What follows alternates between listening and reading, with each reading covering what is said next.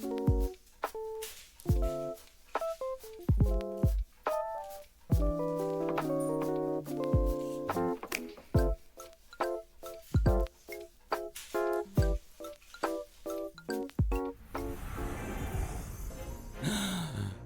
it's Toya Combine or Tayo to you, depending on which time zone you are in. Hello, everyone.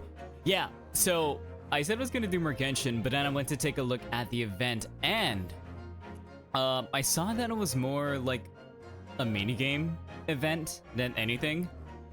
Like, there were some voice lines, but I feel like it didn't really feel like it warranted a whole stream for it. So I'm like,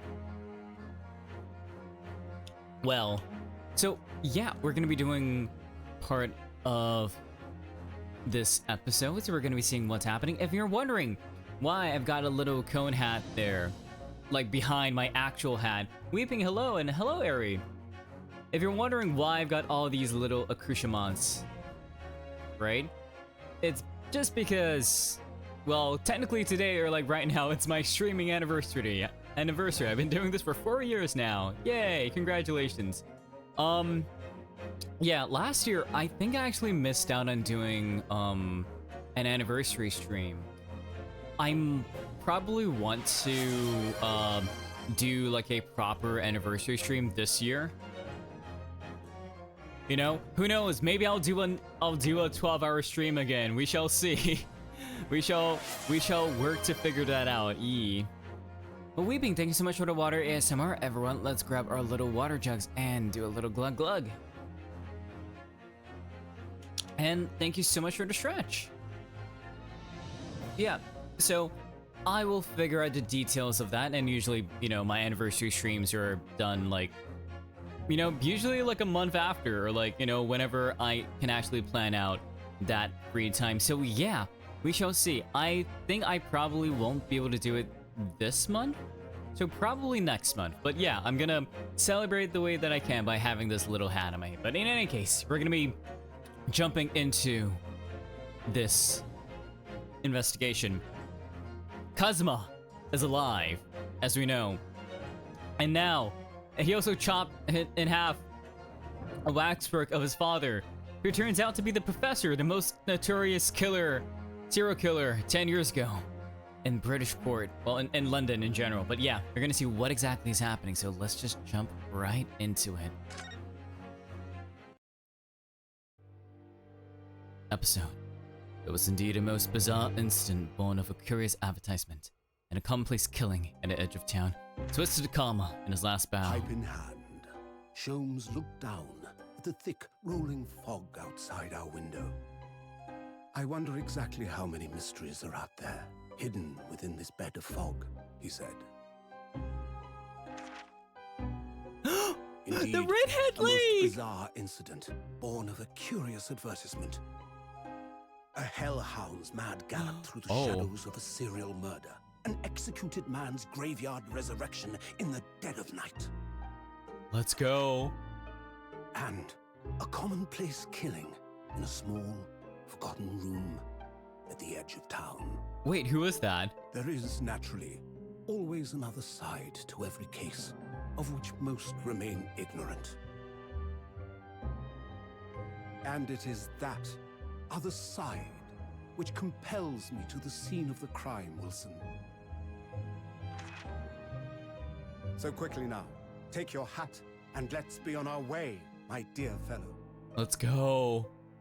For our adventure is not over yet. Come, the game is afoot.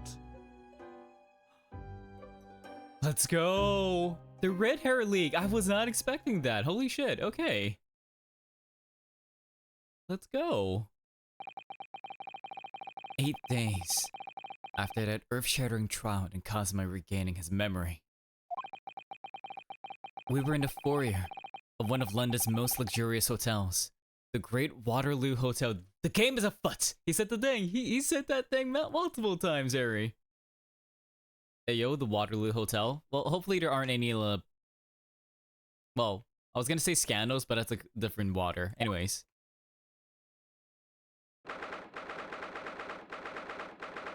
1st November, 10:24 a.m. Great Waterloo Hotel foyer. Oh, Daddy Mikotoba's coming? Yo! Yo, okay. Papa's coming. Nice. Okay. Professor Mikotoba is due to arrive at any moment. Yes! I'm so glad we got here in time. Daddy's here. He came with milk. Dots. Oh? Susato-san hasn't been the same since what happened. With Kazuma? Have we not seen him in the last 8 days? Have we not? No, not that I'm surprised. Wait, hang on. Let me check my court record. Okay, I got my armband. Susato, Furlock, Shomes, Iris, Miko Papa, Miko Daddy, exactly.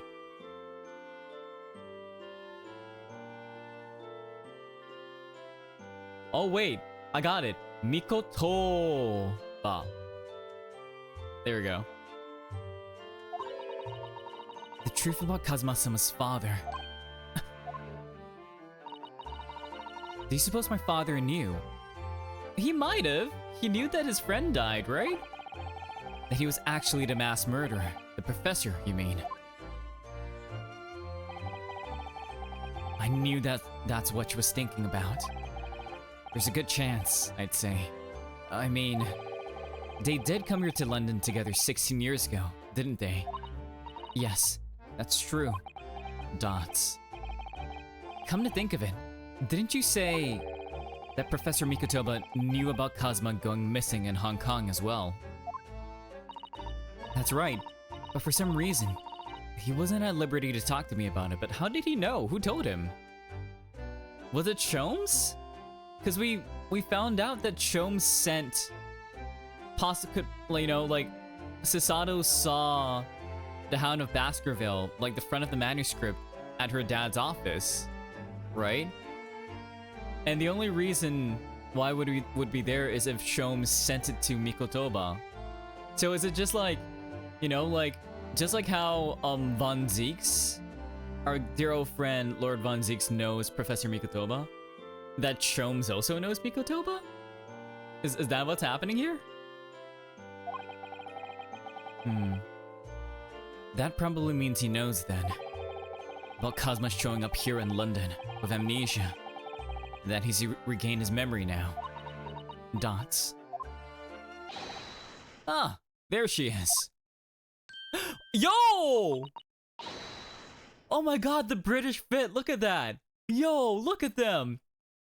Yo! Look at him! Daddy Mikotoba! Jigoku!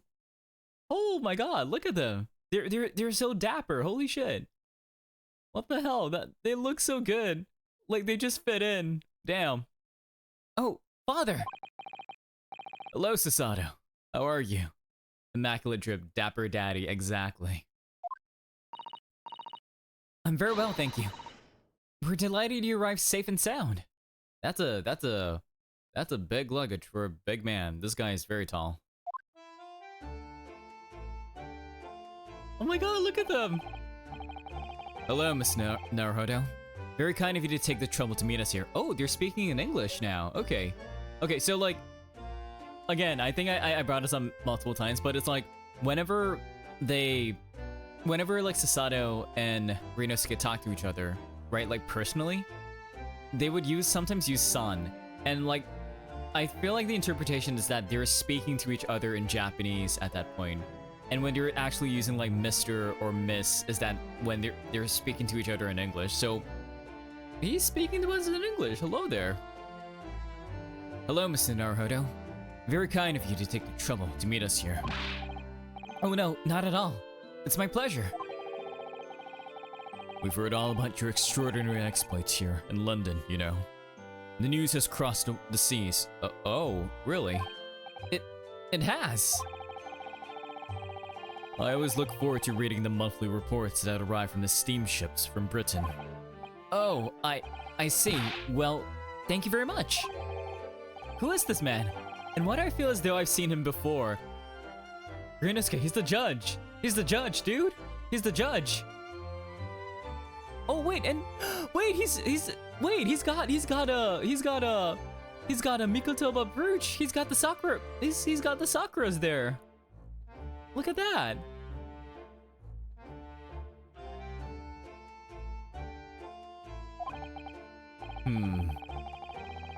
I take it from your expression that you can't quite place me.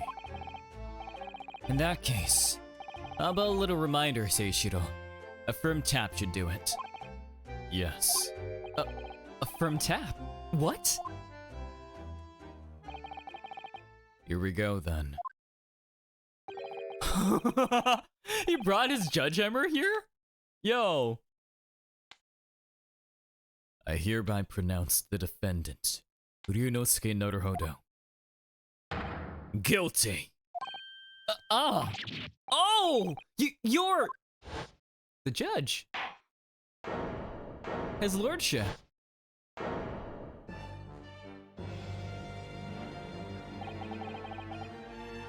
The court will now hear the trial of Ryunosuke Naruhodo. Let's go. Alright then, I'ma get me mad. Literally, he just brought it out. Like, where were you carrying that? Where are you hiding that? I didn't see you open your suitcase for this. Your Excellency. Hello, Judge Jigoku. How are you? It's been a long time. Good. You've remembered now. That really did the trick. He keeps that on him at all times, literally. It's to really punctuate his points, right? You know, to really nail it on the head, right? Guilty. Only, I was declared not guilty, wasn't I? And there was no laughing at the time.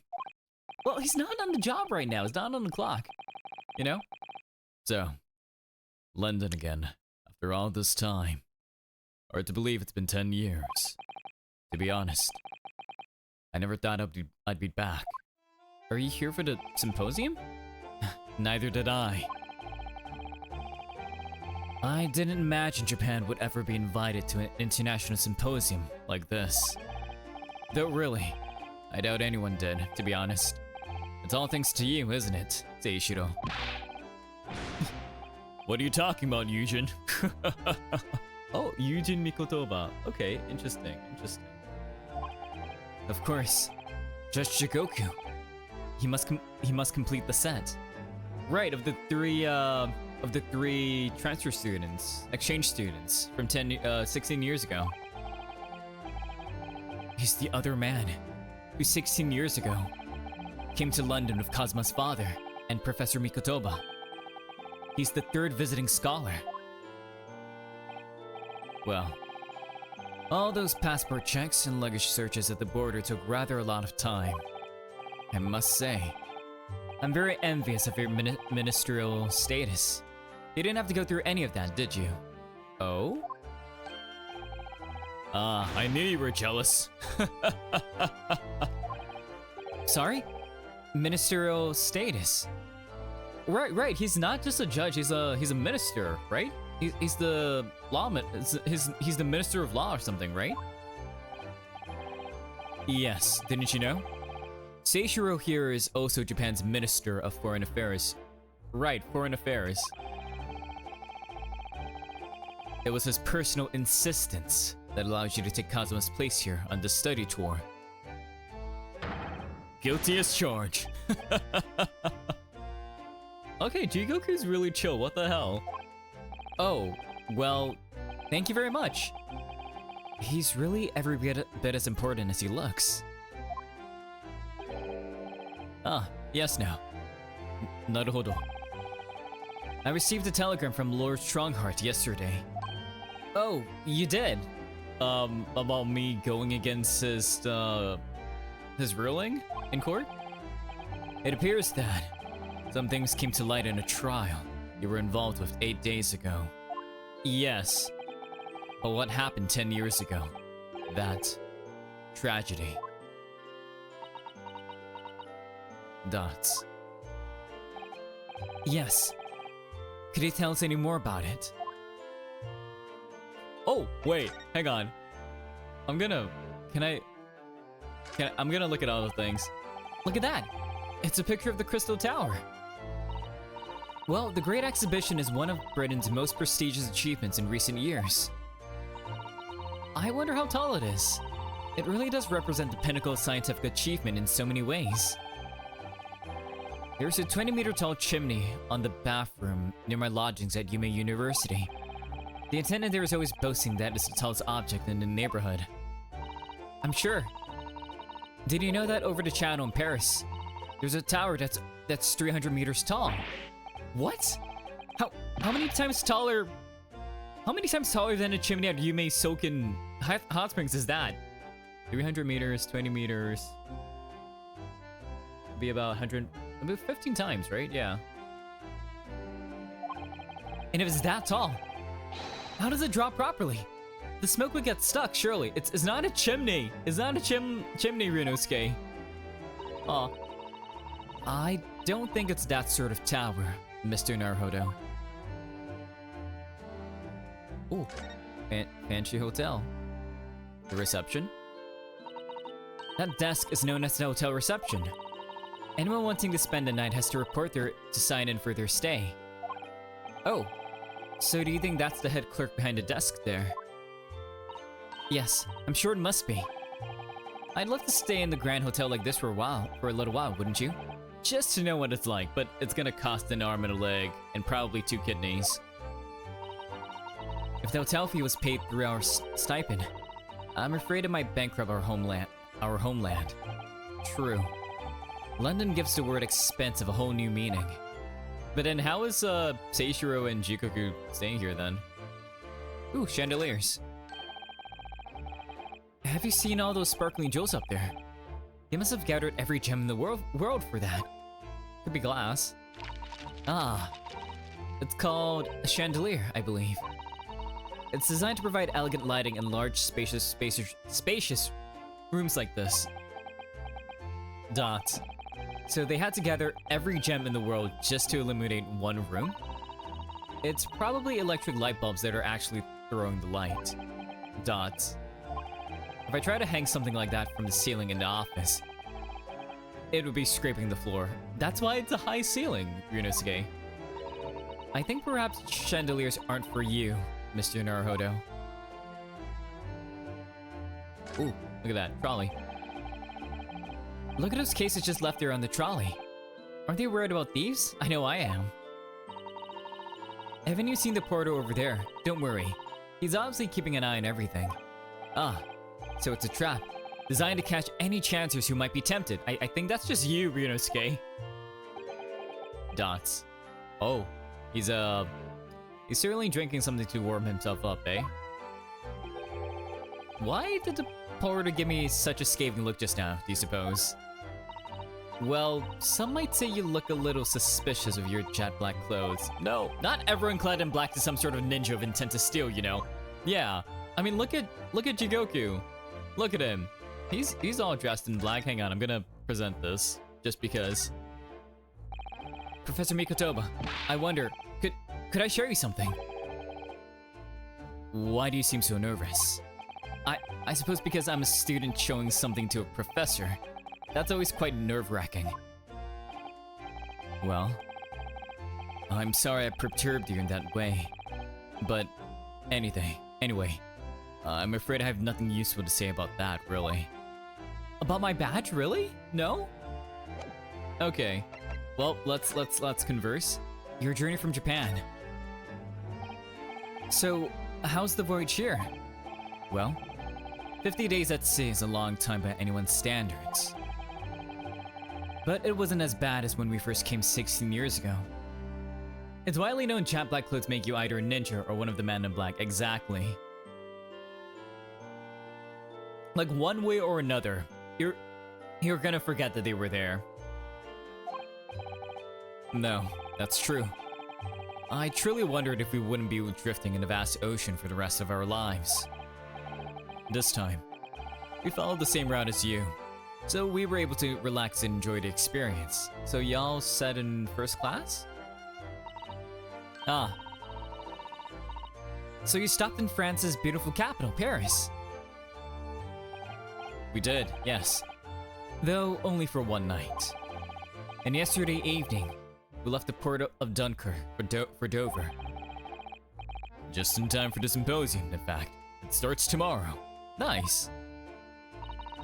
It's wonderful that you were invited to attend such an important international event. I'm very proud of you, Father. Aww. It's thanks to Seishiro here. 16 years ago, he managed to ingratiate himself with Britain's Attorney General. I'm sure that's why he was invited. And I suppose you can say I'm something of an appendage by default. Speak for yourself, Eugen. You were close friends with the professor of forensic science at a major hospital.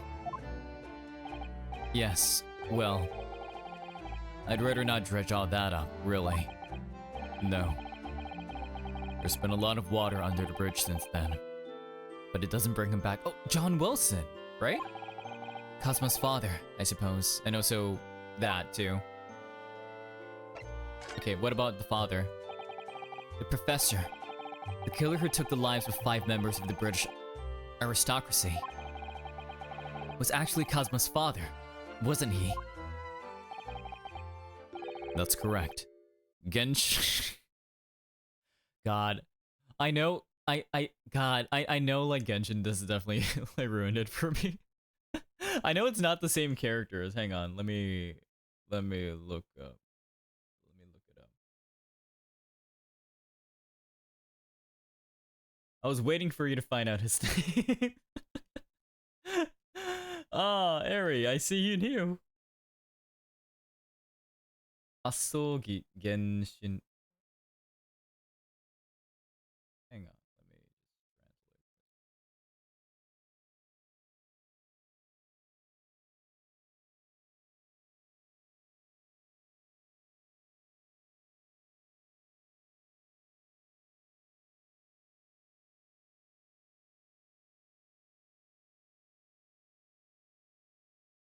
Well, it's the characters who are, like, true for real, right? Okay. That's correct. Genshin Asogi. Genshin. You knew, I presume, Father. Dots. Yes. He was a close friend at the time. Genshin came to Britain as a police detective. He was studying investigative techniques at Scotland Yard. He was a cop! Dang!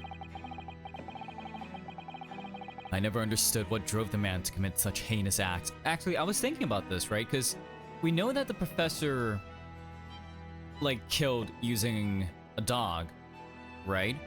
And I assume that the bloodied collar that had the Baskerville logo on it, you know, belonged to the dog in question. And I'm gonna assume that the dog in question is most likely a Western dog, maybe like a Doberman or something similar, right? Because I'm not too sure. I'm just thinking, like, given the fact that, like, it's only more recently that Scotland Yard is using dogs, like, in the form of Toby, right, with Gina, Genshin probably, like, most likely wouldn't have had access to a dog, or most likely, like, access to a dog with, like, that specific collar. Right? So could it be a conspiracy or, like, what, you know? Anyways.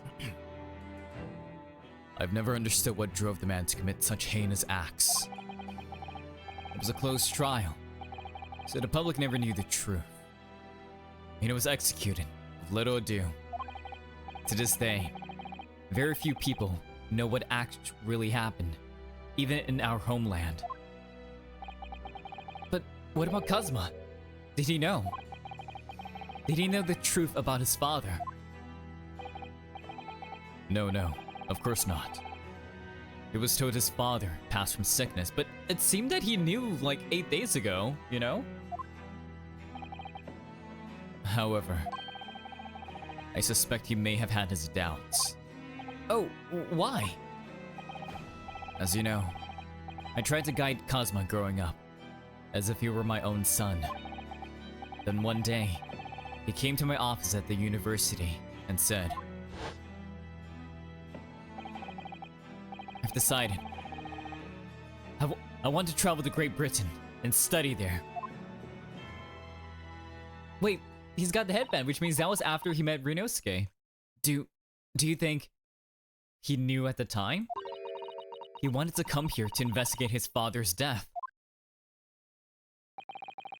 I don't know. But when I looked into his eyes, I did know that there was no way I'd be able to stop him. Dots. Something else came to light in that trial the other day, actually. Yeah, that the professor wasn't actually dead, but was shot in his grave? Oh? What? Well, having disappeared in Hong Kong and been missing for almost a year. Ah, right, Kazuma's here. Kazuma since turned up here in London, working as the apprentice of Lord Von Zeeks. What? What? That's news to us! So, they didn't know. Yo! The shot. Wait. You know, Mikoto, okay, or I guess I'm just calling him Yujin because I guess he's my buddy now. Like, Yujin's expression of shock, he looks more muted compared to, like, Jigoku. Like, this is, like, actual, like, shock, sweat, you know, people's, like, not dying, like, constricting and stuff. Oh. Lord Strongheart's telegram neglected to mention that part then. His reappearance. As you know, we both thought Kazuma had died on the steamship during our voyage to Great Britain in January. But he didn't die. He's alive. As you knew, didn't you, Father? In actual fact, no. What I did know is that when your ship docked in Hong Kong, he mysteriously vanished. We sent a team of investigators to Hong Kong to try to ascertain what had happened, but to no avail. But he's still alive, and here in London, you say. I never dared even to dream it. Why on earth did the young man not make contact? He had amnesia up until 8 days ago. The government and the police have been chasing clues fruitlessly for months now. Well, it seems that he was suffering from amnesia. What? Amnesia? When we first came across him again here in London, he didn't know who either of us were. I see. He only regained his memory 8 days ago. This is unbelievable. Yes. It's quite miraculous. I wonder why Lord Strongheart didn't let us know. I must speak with him urgently. I wonder how Kazuma's been these past few days. Should we go visit his office to see? Would it be wrong of us to go and visit him? Okay, what are you gonna be doing here? Would you be visiting old friends? Would you be visiting Lord Von Zeeks? Would you be potentially visiting the world famous Herlock Sholmes, like where we're staying, maybe? Your time in Britain. That began 16 years ago now. It's a distant memory, really. It was Yujin here, Genshin Asogi, and myself. We were the original three. The first judicial scholars from Japan to travel overseas to study. Oh? Ocean voyages were not what they are today, I can tell you. 16 years ago, things were tough for their generation. Yeah, I bet. Technology hasn't, like, gotten to that point yet. Your father was an exceptionally fine medical student at Yume University at the time, you know, young lady. Yes, mother told me. He went to do research at a great London hospital to study autopsy. Practically unheard of in Japan. Yes, it was an eerie place. Sandwiched between the back of a prison and a burial ground. Wait, so you were working at, like, the hospital between Barclay Prison and Lowgate Cemetery? Meaning, like, You most likely know Dr. Sif as well, right? I think. I've never traveled by ship in the present time, but either way, 50 days at sea sounds like eternity to me. Yeah, that just sounds terrible. I feel like if it's 50 days with like stops, I feel like that'll be more bearable. So I don't really understand the appeal of like going on like a month-long like cruise trip, you know? If it's not like, if you don't stop off places. Just 3 hours on bus already makes me a little anxious. I feel that. Yeah.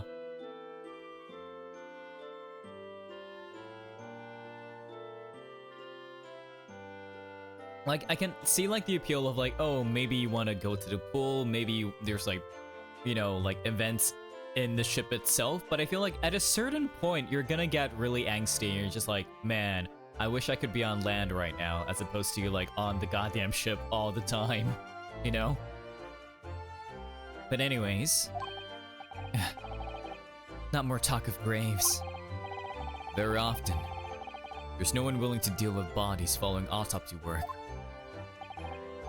So you see, autopsy labs have something of an unavoidable relationship with graveyards and prisons. Not my cup of tea at all. Do you remember that Scottish prison governor? Kaiden, his name was. He was a good man. Yes. But then, of course, in our sixth year here, everything changed with that dreadful case. The professor case. When Genshin was arrested, there were a series of the most gruesome crimes. Murders. I simply couldn't believe it. I'd known the man for years. I was a witness at the secret hearing, and I tried to speak in his defense, but you went a little too far and ended up facing charges yourself, didn't you? Well, suffice to say that after that trial, we were sent back to Japan. There was nothing more we could do to save Genshin. It was a lost cause, sadly. Oh, Susato!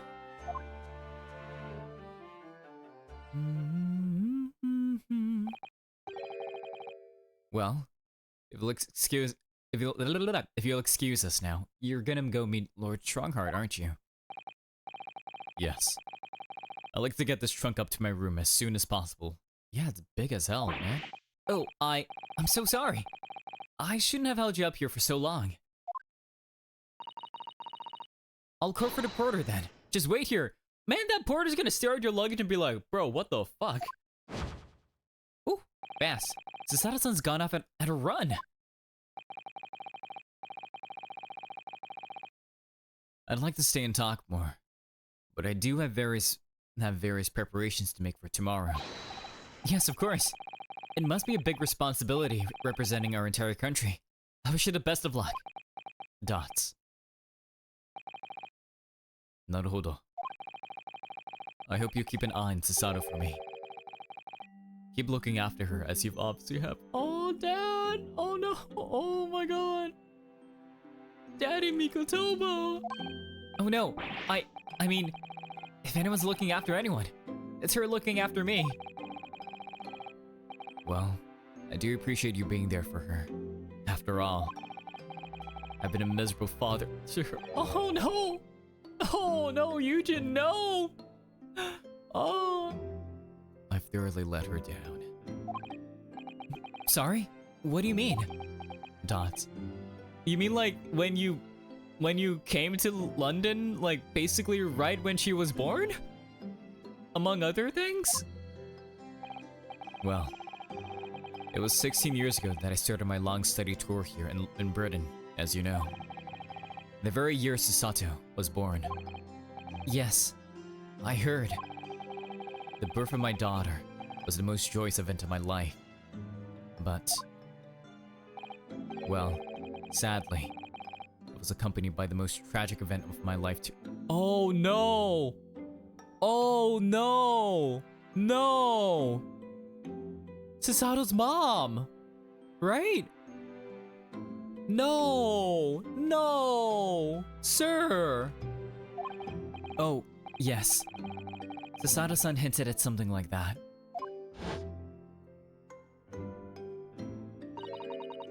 was a rather turbulent time at home. Anyway, I won't bore you with the details. The point is, I became rather less dependable than befits a grown man. And it was then that Seishiro offered me the opportunity to study here in Great Britain.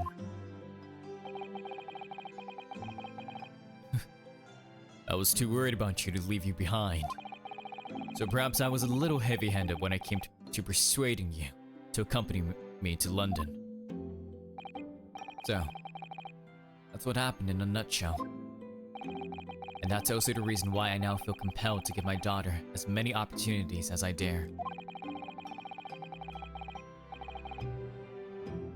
Though the world does not readily afford young women such things, I must say, damn, Mikotoba, you're progressive as fuck, holy shit.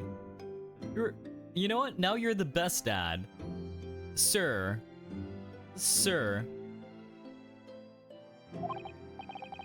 I completely understand, Professor. Dots. Ah, one other thing. Naruhodo. If I may be so bold, I have a favor to ask you. Oh? Sir? Yes? Oh, really? Of course. What can I do for you? Well, the thing is, I'm so sorry that took so long. Mrs. Sato. Now then, allow us to take your bags. Us? You too? Allow me to take your bags. One moment, if you please, Porter. Of course, sir.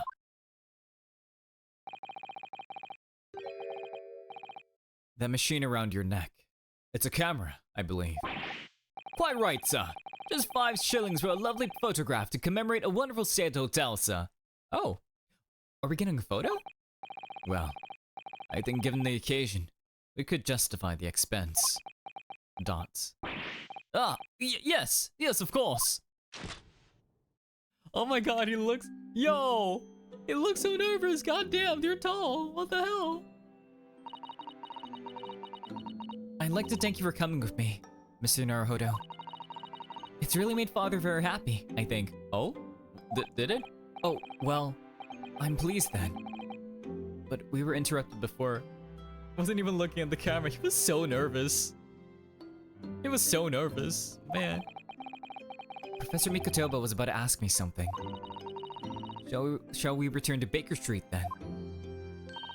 I expect Iris will have some delicious tea waiting for us. Yes, let's go. I'm getting more and more anxious about Kazuma though. Perhaps I'll try to meet with Lord Strongheart later and ask after him.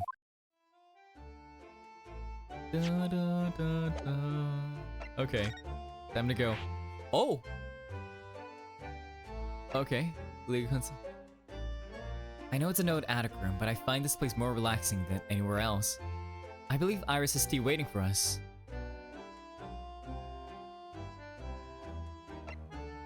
You know, let's go back to the suite. Let's see what's happening here. The mask! Oh. And now the aisles are see-through as opposed to just pitch black. Interesting. 1st November, Shrooms' suite.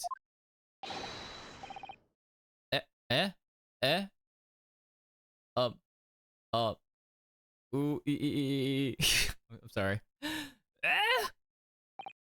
What was that? A man screaming in a most unflattering way. Sholmes? Do you think... Could that have been Mr. Sholmes? Oh my. I do hope not. I don't want to do it anymore. Oh hey, redheads. What's up? Hello. Who are you? Mon ami, mon ami.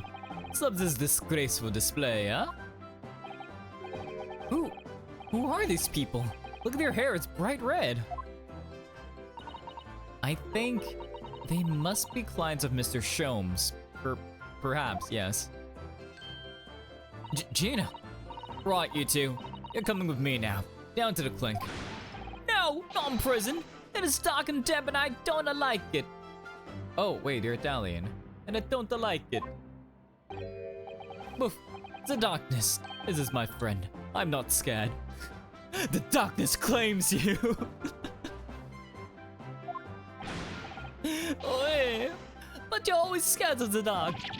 Shut your mouth, you idiot. I'll sit quietly in the dark and plan our next daring heist. Were you trying to rob a place? What? Oh yeah, I don't like this. I don't like it. Interesting. How tough. We'll finish down the yard. Now get moving. Bye then, Jenny. Have fun. Oh yeah, thanks, Iris. And thanks, you're a great detective. Hello, darkness, my old friend, but I sang in a cheerful tone, literally. Hello, darkness, my old friend. Like, imagine that, like, but being like a country tune or something. Like, Gina makes a fine detective herself, doesn't she? Oh, Susie and Runo. Hello, Iris. We're home. Well, did you find your daddy? Howdy, darkness, my old friend.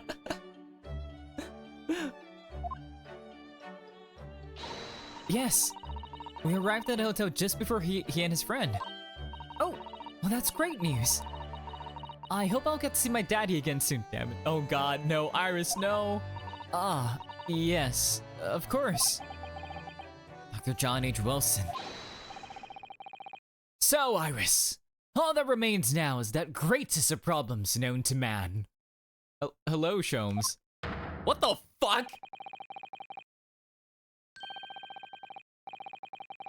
What the fuck did you do, Sholmes? Sholmes! Sir! No! No! Was it for money? You dyed your hair red? Bro! What did you do to your fucking hair? Sholmes! Your eyebrows too! Good God! Okay. But before we concern ourselves with that, I believe some tea is in order. Don't you, my dear fellows? Dot. God, the stunned silence. Dot. Is something wrong, Mr. Naruhodo? Do you have a crumb of such like on my face? Do I have a crumb or some such or such like on my face? Not too much on your face, but just your hair in general, or such like, yes. As on your head, I'd say. Come along then, everyone. I brewed a lovely special blend. Time for tea. Whatever is going on here today? What isn't going on here today? In that case, let us sit and drink now. For I am in fact expecting a guest later today. Oh, who? Hi, have you seen my armband? Mr. Sholmes, about this. Tell me, Mr. Naruhodo, is this the first time you've shown me this particular trinket? Oh, I don't really remember, to be honest. If my saying that it's the color for a breed of miniature canine with a particularly long neck would precipitate a "here we go again" from your lips, we could be sure it was not the first time. Deduction, you see, my dear fellow. Deduction. Ah, okay. Your two visitors. What is happening there? Mr. Sholmes, who were the two gentlemen that were here before? Oh, just a pair of petty criminals. Nothing of significance. Of course, they have to make a living somehow. And when the mood takes me, I'm willing to turn a blind eye to all manner of infractions. I mean, when the mood takes you, you just start breaking the law, literally. When the mood takes you? Isn't that just all the time? all manner of infractions. But when such fellows set their sights on Mr. Sherlock Sholmes, well, that's when the luck runs out. Oh my, you were the target of a crime, Mr. Sholmes. But I quickly devised a plan to entrap them and deliver them to our young detective ally.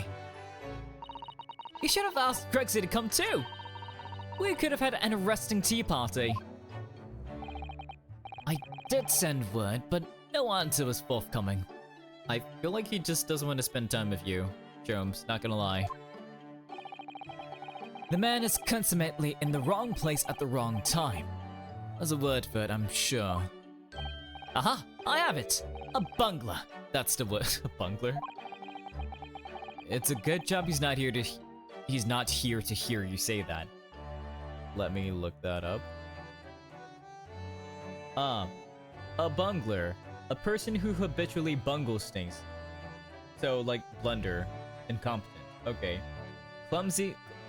Carrying out a task clumsily or incompetently. You call them infraction breaking the law, I call them taking creative liberties. Exactly, yes.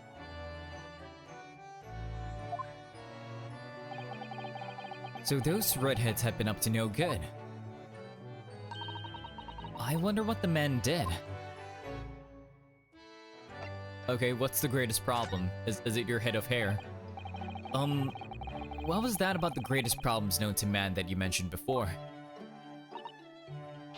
Is it another fiendishly intricate case, Mr. Sholmes? Dots. How should I best explain it? Are you aware of the theory of evolution by natural selection, perchance? Well, we do know that Charles Darwin was awarded the thing 10 years ago from the newspaper, so yeah. Well, I think I've heard talk of it somewhere. Possibly.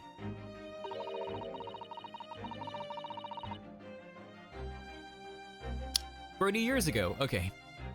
It's a revolutionary scientific theory that was newly proposed 40 years ago now. According to its author, Mr. Darwin, we humans were once apes who lived in the treetops. Wait, what? We were apes? Indeed. And from the very moment those apes descended from the canopy to live as humans. It has been our lot to be at the mercy of the greatest problem known to man. Money? Our lot?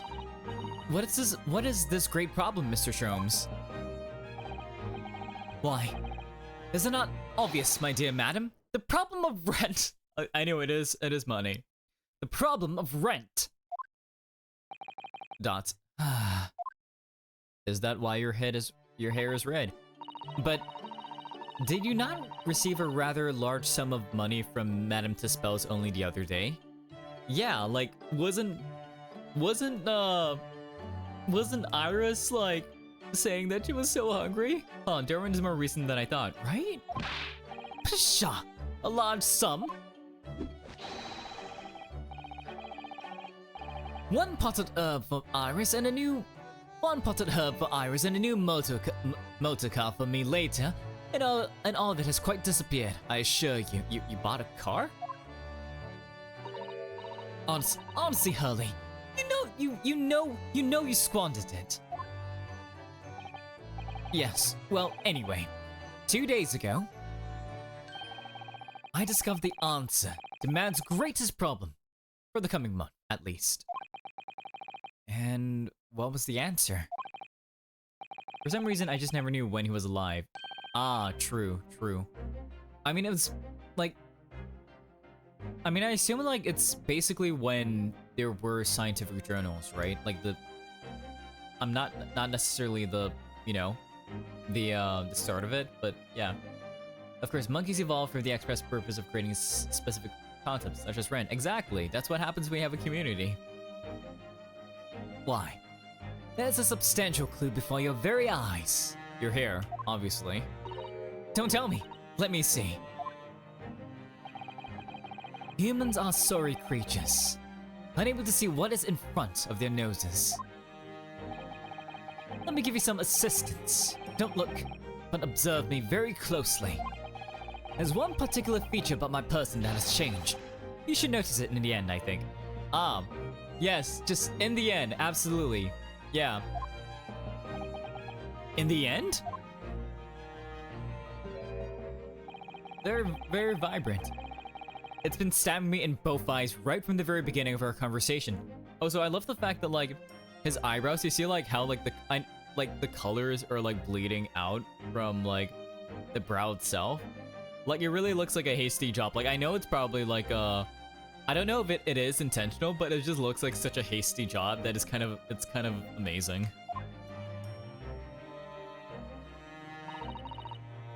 I think we might need another clue before we uncover the full answer, Mr. Naruhodo.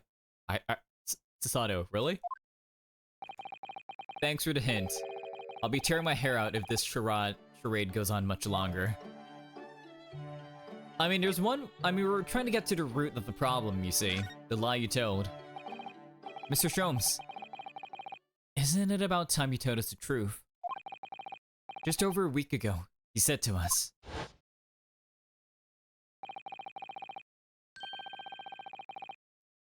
I will now tell you something of the first importance, my dear fellow. Great detectives are wont to lie. It will serve you well to remember that. Dots.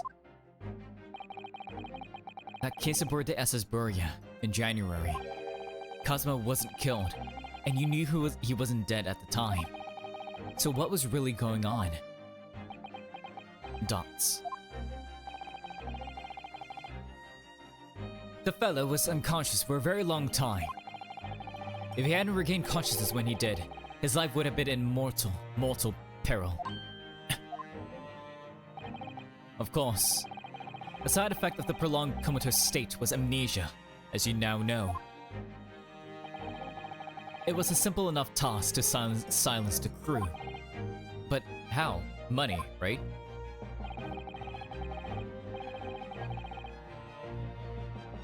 After they've carried him out of the cabin, I assembled them in the lobby area.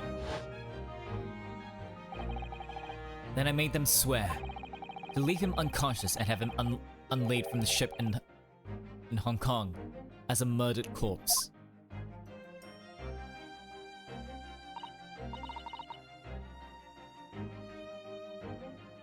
Oh, how horrible.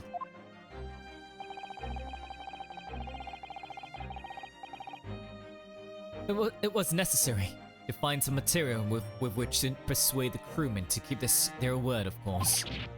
But why? Why do it in the first place? Dots. I will be at liberty to elaborate in due course.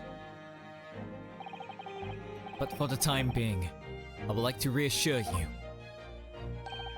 I didn't foresee subsequent events, like him escaping and him coming back. What events? His disappearance in Hong Kong. Oh! I believe I may have made a gross error of judgment. Mr. Sholmes. Yo, Sholmes admitting to his faults? Damn. Dots. Okay, I'm gonna look around. The mask. The mask Kazuma wore when he was assigned to Lord Von Zeeks as his apprentice. When he cast it aside after the trial the other day, I just sort of picked it up. We ought to give it back to him, I suppose. Maybe. But he has his memory back now, doesn't he? And I can't help feeling he might turn around and tell me coldly to wear it myself. But isn't he your best friend? Yeah, so he knows, right? Newspaper, okay. Ooh, that's marked. This looks like last week's edition. What's that article circled in red ink there?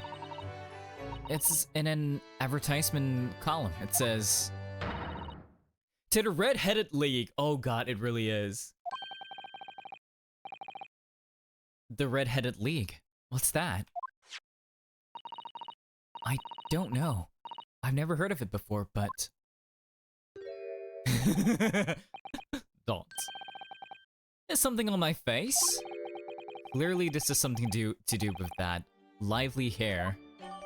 The Red-Headed League article has been entered into the court record. Let's take a look. Okay.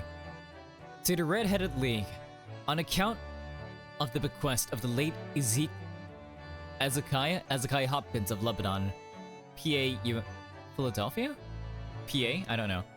There is now another vacancy open which entitles a member of the league to a salary of £4 a week for purely nominal services. Ooh. All red-headed men who are so sound in body and mind and above the age of 21 are eligible. Blind person on the morning of the 31st at the large park on Lime Street. Get £4 per week if you are red-headed. A most fantastic money-making opportunity. That sounds suspicious as hell. Okay. Pennsylvania is PA. Okay. There we go. Public health report. Despite the condition of the City of London itself of late, it has been a positive year so far in public health. There have been fewer cases of consumption reported when compared to this time last year, and smallpox is at an all-time low, thanks to the vaccinations offered at the smallpox and fever hospitals throughout the various parts of London. And sure enough, there is a city called Lebanon in Pennsylvania. Lovely. Doctors, however, warn that there begins to be the beginning of yet another cholera epidemic at the horizon. The cause of such outbreaks remains unclear. The public is strongly advised to drink only water which has previously been boiled.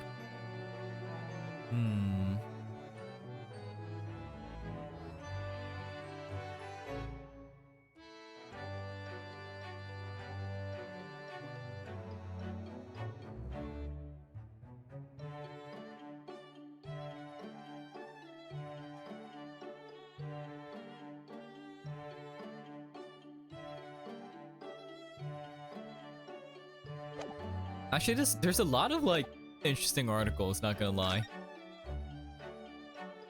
Ooh, what's she writing this time? Wait, that looks...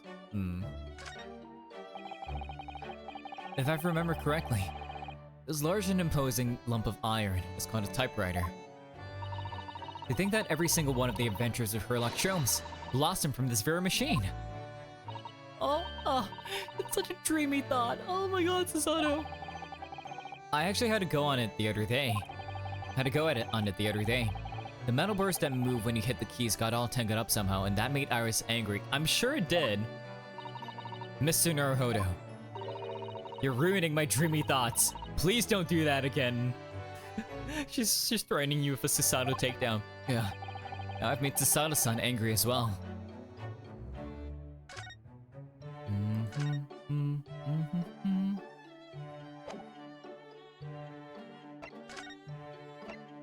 Does it have anything to do with this, Sholmes?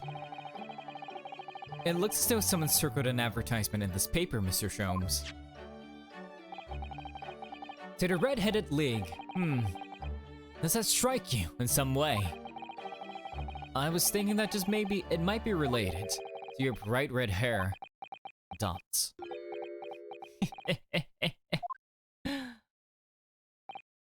So, at last you've learned to apply my methods, Mr. Naruhodo. Sorry? Huh? In the first instance, and quite indispensable, observation. Believe me, I could have seen that hair with my eyes shut. So then, allow me to regale you with the details of my latest exploits. Regale, or boast. So you went there because you wanted money, and then you uncovered, like, you solved the case there, right? Is that what happened? The Red-Headed League. So what is the Red-Headed League, which seems to be the subject of the advertisement you've circled? You noticed it in the paper then. That, my dear fellow, was going to be the source of this month's rent payment. It was. How? According to the advertisement, the Red-Headed League is a distinguished institution of fellows of unspecified governance. In fact, the only condition for becoming a member is having red hair. That doesn't entirely surprise me. But listen to what the lucky redheads receive once they join. An unconditional salary of £4 a week. Oh my, £4 a week? But why? What are they paying people for? That I don't know. No details are given in the advertisement. But surely every redheaded person in the country would be flocking to join in that case. Alright, Susie. There's no time to lose. I'll put in my application at once. Your hair is more of a plum or a pink, you know? So will I. Just on the off chance. That might be stretching the point, I think. The trouble is, we have a fixed number of members, you see. Oh, I see. So once a certain number of people have joined, no one else can.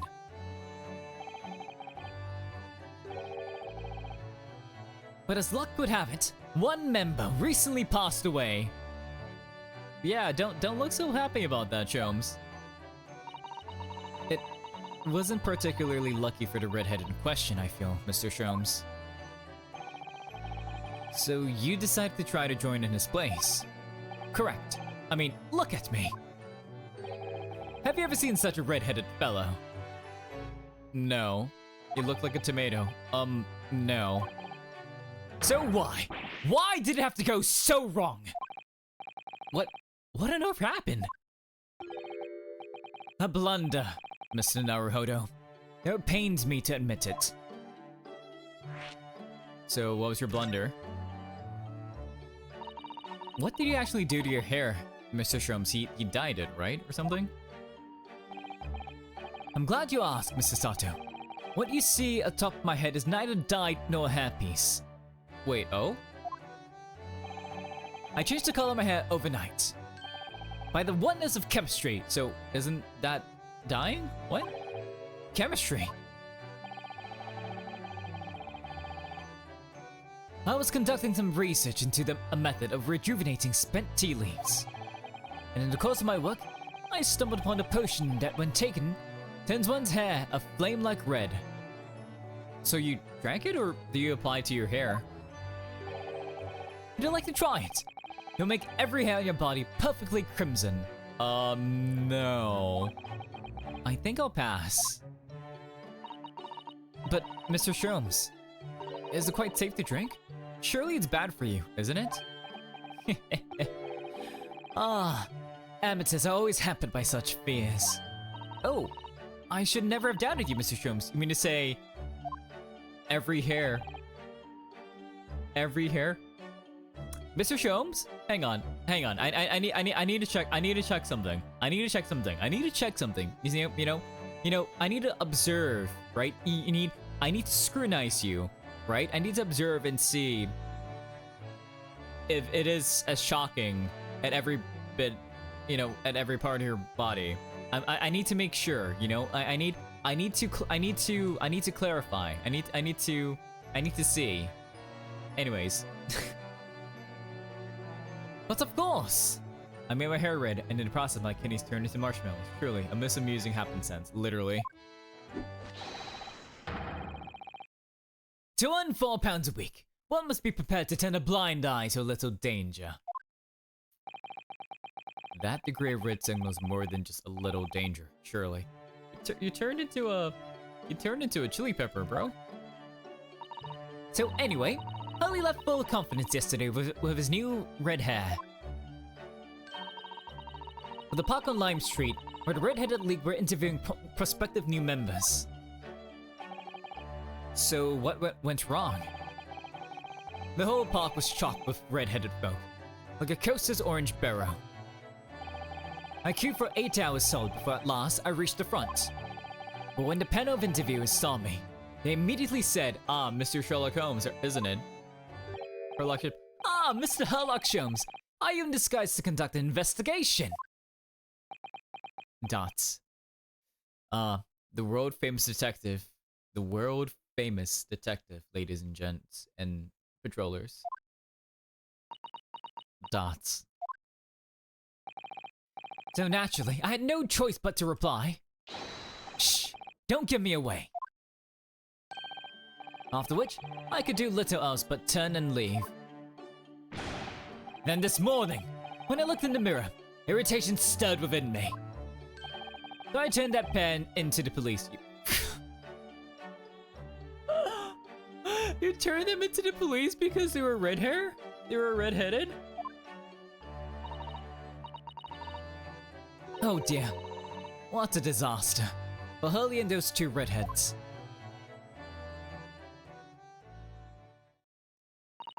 You turned them into the police out of spite? My god. Mr. Sholmes, you mentioned before that you were expecting a guest today. Indeed, Mr. Sato. That is correct. Not another one of those red-headed gentlemen that were here before. Not at all. They were petty villains. The guest I'm expecting is a client. Oh. Oh. A young gentlewoman wishes to appoint the services of this great detective, no less. Oh, how wonderful, Mr. Sholmes. You must stay and observe the fashion in which a great detective receives his customers. Must we? I view my clutches now, Rent. Just as I view my clutches, redheads. I see. Okay. That hearty laugh is masking rather sinister thoughts, I feel. You know, the lady isn't due for another hour yet. Don't feel as though you must wait around if you have other things to do. Okay, we need to go to Lord Strongheart's office, right? So, before I do that, I'm gonna take a very quick break. I'm just gonna head to the bathroom. I'll be right back. So, please enjoy Sholmes' apartment music. I'll be right back.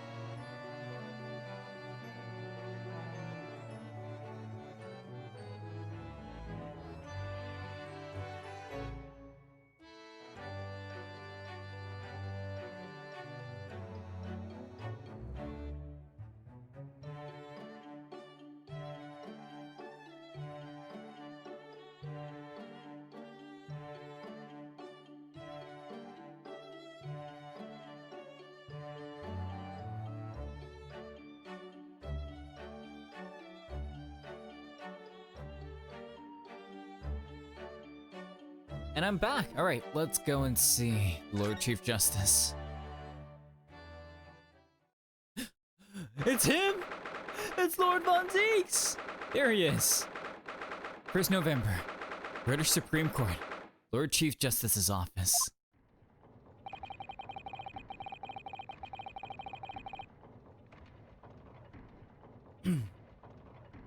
Here's the final draft of the opening address for tomorrow's proceedings.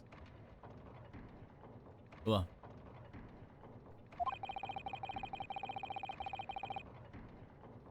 I've supplemented your original with the figures you asked for from the yard. I see. Excellent work. Thank you. You're welcome, my lord.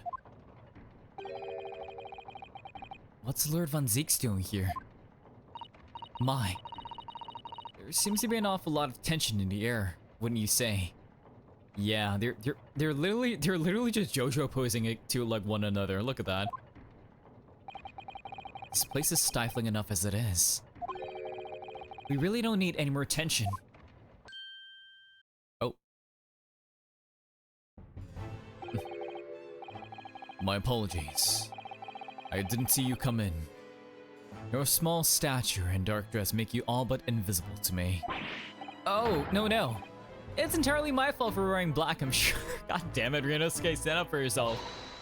From now on, you must dress in white from head to toe whenever you come here. So dress like Kazuma, basically?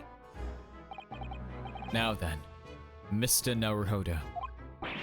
Yes, my lord. I'm right here. Dots. Ugh, kill me now. Is something wrong? Perhaps it's a little too hot in here for you. Oh, no, not at all. I mean, I've never experienced a room at such a perfect temperature. God damn it, Ryunosuke. If you're sure. The beads of sweat carving their way down your face seem to suggest otherwise. Because of the daggers you're staring at me with, mainly.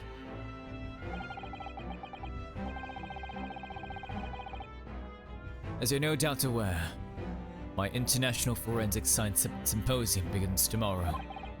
In fact, your father arrived in London earlier today, I hear, madam. Oh, yes, that's right, my lord. He's extremely honored to have been invited.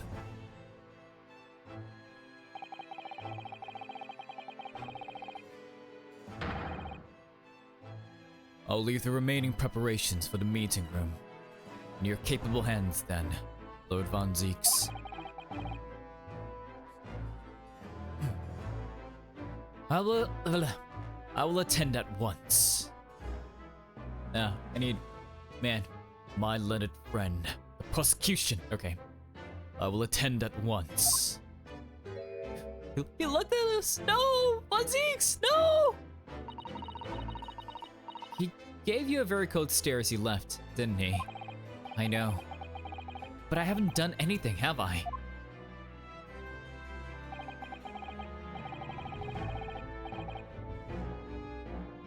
These past 3 days, my feet have barely touched the ground, I must say. My dedicated right hand of many years was recently out of action in spectacular fashion. Oh, I'm sorry to hear that. Is your left hand still in surf? I think he's talking about Dr. Sith. Mr. Naruhodo, he's talking about Dr. Sith. Ah, of course. I'm terribly sorry about sorry about that. I was just Fear not. You've done nothing wrong. Dr. Sith's own wrongdoing precipitated the situation. You needn't concern yourself with it any further. That would be a lot easier to do if it weren't for the piercing stare you're giving me. Lord Von Zeeks is doing an admirable job holding the fort. Though disturbingly, his apprentice has been missing since yesterday.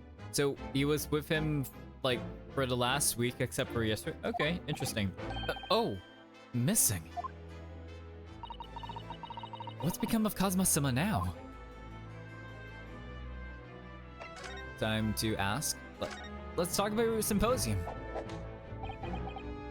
Not too long ago, visiting numbers to the Great Exhibition exceeded 30 million. 30 million? Are there even that many people in the world?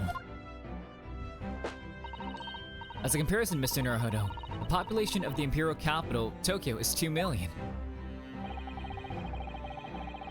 I will be opening the International Forensic Science Symposium in the exhibition's main auditorium.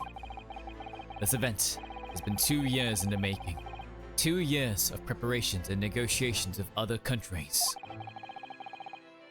It sounds like a tremendous achievement. Congratulations.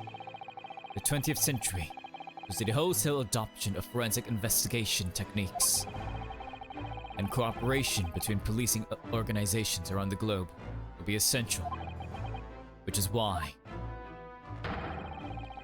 this landmark for symposium had to be hosted here, in the heart of our great British Empire, in order that Scotland Yard can become the leading investigative organization in the new world. He's the same as ever, I see. That passion of his is quite something.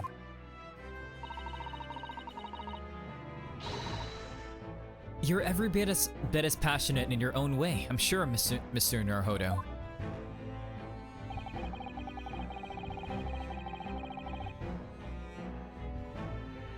I'm the only person in this country who truly cares about the future that embraces forensic science.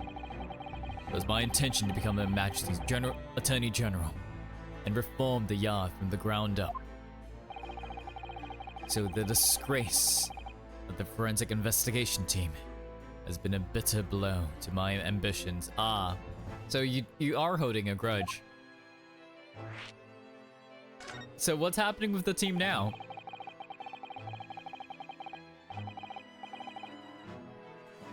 I first established the forensic investigation team a year ago, experimentally to start with Dr. Sif at the helm. It was steadily accruing an impressive record of achievement. I was on the verge of changing its name and elevating its status to a full-blown forensic investigation department. And can you not do that now? No thanks to us. You're welcome. Obviously, nobody wants to hear anything about it at the moment. Even I can't keep the story out of the papers. 6 million Londoners would be cursing forensic science now. This is an incident. It will set back our country's advancement in the field by a good 10 years, I'd say. Unintended repercussions of our trial. We simply couldn't have overlooked what had happened, though. Of course not. We should all be grateful to you both. Anyway, I'll still reform this country's policing when I become Attorney General. This might delay my plans, but it won't alter them. Nothing will stand in my way. That doesn't sound ominous at all, no. Okay, what about Kazuma? Where is he? About Lord Van Ziek's apprentice. Ah, yes. That came as a surprise to me, I must say, that you and he are old friends. How did he become an apprentice to Lord Van Zieks in the first place? It came about 3 months ago. An unidentified Asian man was apprehended by border police. They found him hiding aboard a large goods vessel. Oh my! So he stowed away to get here. He had no papers to identify him, no passports, and he was suffering from amnesia too. Other than the fact he was clearly of Eastern descent, there were no clues as to who he was. So I decided to assign him to Lord Van Zieks. That way, I could keep an eye on him. Did he still remember the law or something, or what? But then, why the mask?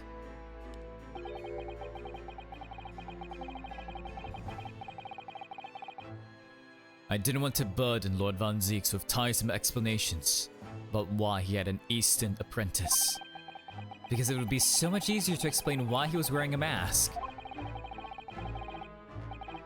He's proving to be a great help to Lord Van Zieks. I have high hopes for his future.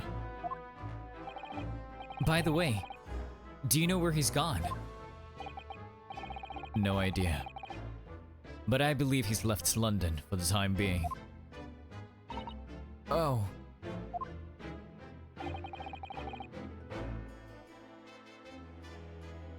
I take it you also didn't know that the man's father was one of our country's most infamous criminals, I mean. Kenshin Asogi. No, we had no idea until 8 days ago, I guess. His crimes. What we learned from that trial 8 days ago was a huge shock. Finding out my friend's father was... yes. Genshin Asogi. The professor case 10 years ago caused a great stir here in Britain. They were such awful murders, and unprecedented. Using a ferocious dog as a murder weapon. And no one would have believed the culprit was a foreign student invited to study here by the government. So the true identity of the killer couldn't be made public then, and can't be made public now. Nobody in your country knows it was him, and neither do the citizens of London. The main motivation was to avoid aggravating relations between our two nations at the time, I understand. Correct. However, it has to be noted that there were some supporters of the professor's apparent cause. Killing the aristocracy? What? Supporters of a mass murderer? The majority of the man's victims were a blight on the aristocracy of the day. But what about Clint? I heard he was respectable, right? Like, Van Zieks wanted to be like him. He wanted to be him.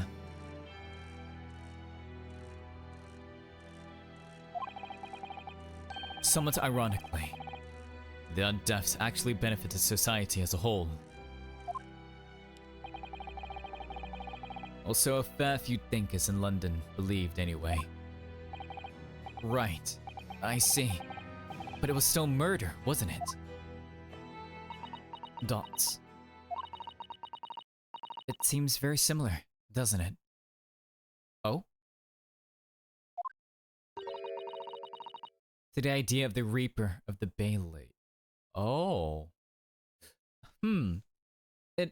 There is a conspiracy here somewhere, right? Dots.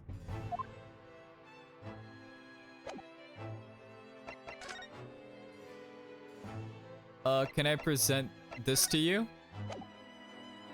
Here, take that. Could I show you this, Lord Strongheart? I'm the Lord Chief Justice.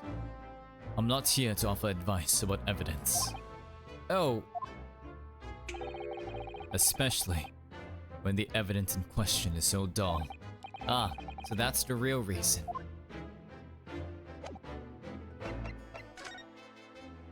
Okay.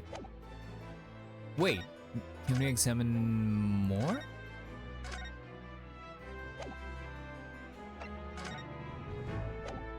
All right, we're gonna move then. Thanks, Ridad. Let's go back. Let's go back home.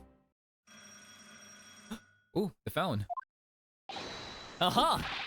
Here's my guest now. My latest client with money to spend. Or I guess that was the doorbell. Lovely. Ooh, I do hope it's an exciting case, Hurley. Remember, Iris, we are at present gripped by the greatest problem known to man. I must be willing to accept any case, no matter how unstimulating. Save locating a runaway, of course. Don't spare anyone's feelings, will you?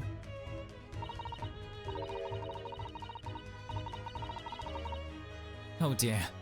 I'm afraid that Hurley can lack a little tact. Especially just before the rent is due. A little tact. Yes. Oh shit. It was juror number two. It's juror number 2. My lady. Mr. Sholmes. Mr. Herlock Sholmes, please. Oh, please. Please find my husband. He's a runaway. That's exactly what he wanted.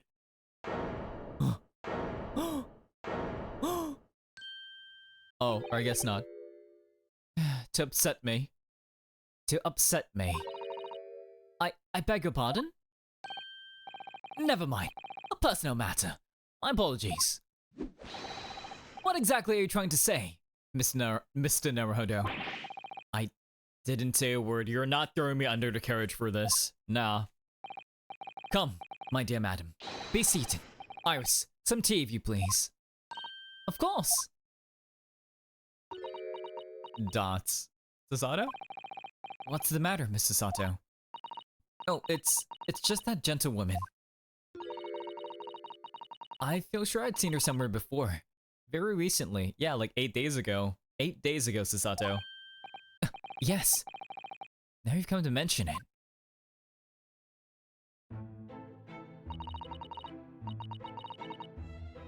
Evie Vigil. Okay. As I mentioned earlier, my name is Evie Vigil. I implore you to take the case, sir. Money is no object. Simply name your figure. Ooh. Sholmes. Sholmes, do it. You liar. Money and wealth are of little consequence to me, madam. Being offered the case to solve is reward enough. Oh, Mr. Sholmes, you are the picture of benevolence, I'm sure. I will of course make a mental note of your offer, however, for contingent reasons. I trust you will remember your words also. If I might inquire, sir.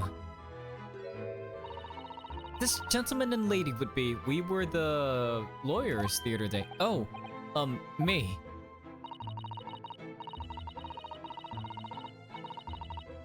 What I am about to tell you, I would like to communicate in the strictest confidence, you see, you understand. These are my friends. I assure you. You may say before this pair anything which you may say to me. I see. I can vouch for the gentleman personally, after all. He's hard of hearing, Why did I ever get my hopes up?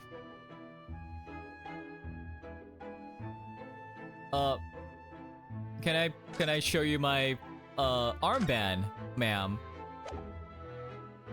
Oh, so shouldn't we return this to, like, Kazuma?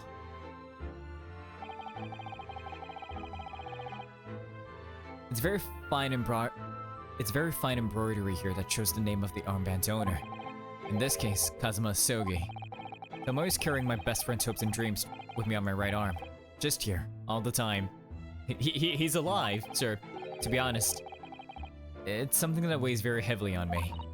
Oh, I didn't realize it was such a burden, Mr. Naruhodo. Yes, I think it's why my right shoulder aches so much. Dots. Are you sure that's not to do with you reading in bed or the like?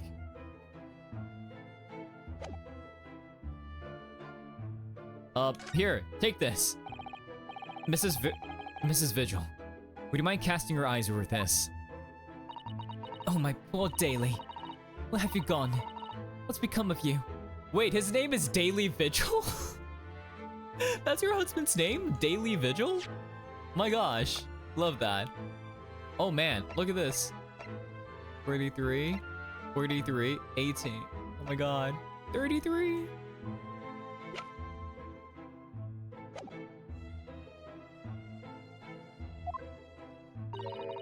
I'm afraid she's too worried about her husband to pay any attention, Mr. Naruhodo.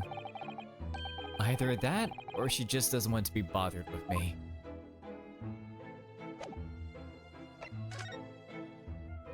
Okay then, Mrs. Vigil, let's talk to you. Forgive me for asking, Mrs. Vigil, but have we met somewhere before? Quite recently, perhaps. Oh my. Pshaw, my dear fellow. What is your intention? I'm not trying to flirt with her, man. Clearly you have no ability to differentiate the facial features of the English. If you wish to invite the lady to tea, you must do so in a more gentlemanly fashion. Sholmes, no! Sholmes, no! Sholmes! Is it possible that you're the nice young lawyer from the trial I attended last week? Ah, I knew I recognized her. There you go.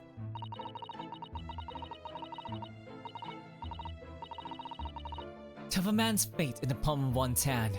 Oh gosh, oh golly, it sends shivers down my spine. I didn't quite recognize her because she's acting so differently now. It must have been very difficult for you as a lawyer. Being hard of hearing, I think. God damn it, Mr. Sholmes. Dots. Pardon? Oh dear, I'm so sorry. Don't worry if you can't hear. It was frippery, really. Nothing more.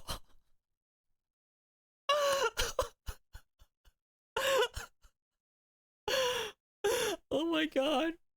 My poor Rinosuke. They took his ears away. Oh my god. My poor Runo. Oh no.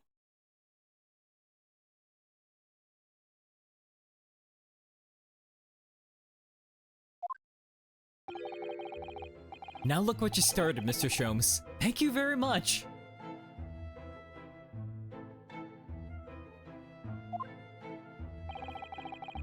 I believe it will be prudent for you to sit quietly in the corner. Yes. Mr. Vigil.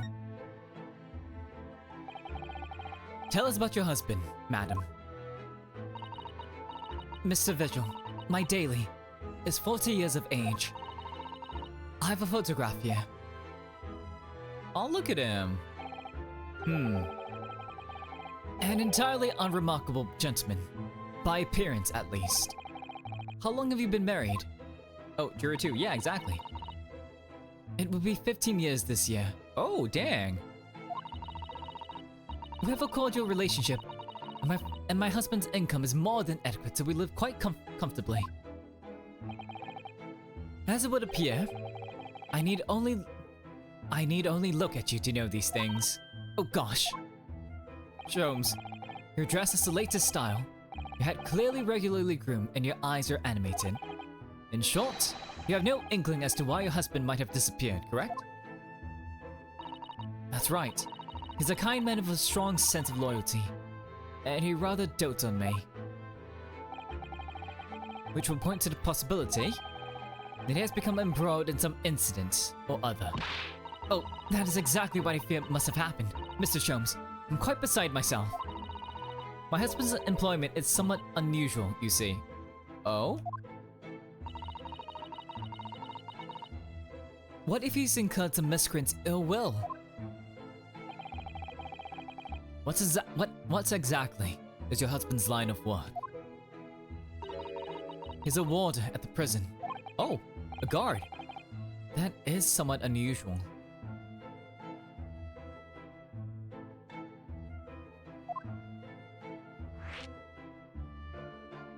Prison warder. So, your husband is a prison warder. That's right, yes. Well, in actual fact, he's the chief warder. Oh, what?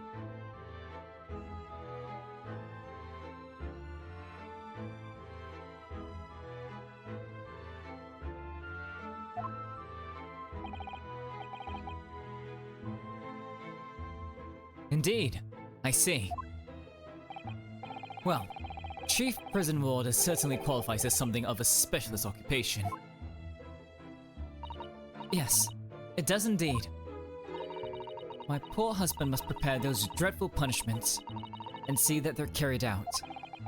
Dreadful punishments? Does she mean capital punishments?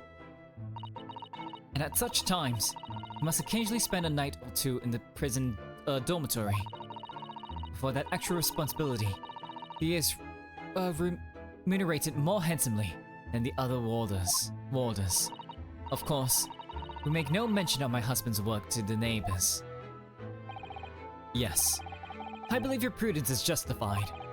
Tell me, at what prison is your husband engaged? I'm gonna guess like Barclay Prison, right? Barclay Prison, Mr. Sholmes. Really? Barclay? Oh, a fine establishment. Is it truly a fine establishment, Sholmes?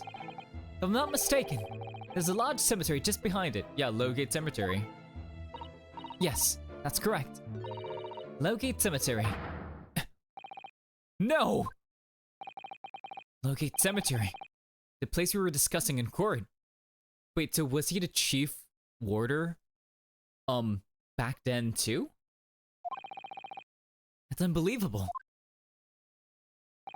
Mr. Sholmes, I think our definitions of a fine establishment are a little different. There's a fine line between a fine establishment and a fine establishment.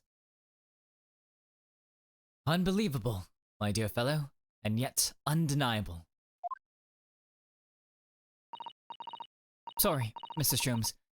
I'm afraid you've lost me. Because the professor, it all ties together. Ah, pay no heed, madam. Pay no heed. A private matter. A private matter. This can't really be a coincidence, can it? I suspect her husband is involved like 10 years ago. Oh, excuse me. Your husband's disappearance. So, to the matter of your husband's disappearance. When did you realize he was missing? Please try not to laugh. It was yesterday. I'm sorry, yesterday. That really is recent, laughably so. The truth is, my husband does at times have occasion to spend a night away for his work. It's not at all out of the ordinary for him not to return home at night, but this is different. For him not to make any contact for a whole day. That has certainly never happened before. Oh, my dear Daly, whatever can have happened?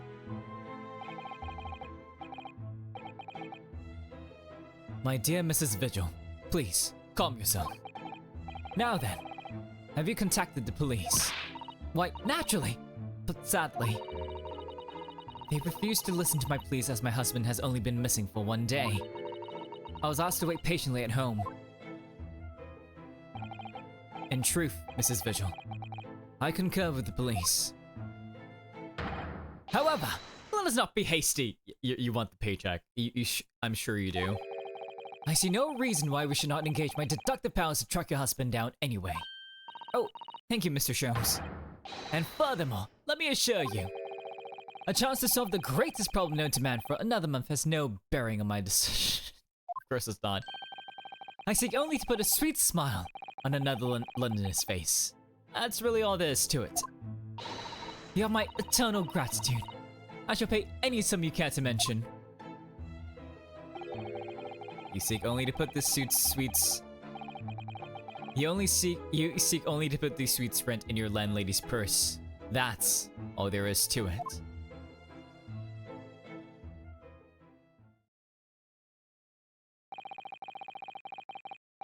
Thank you for everything you have shared with us, Mrs. Vigil.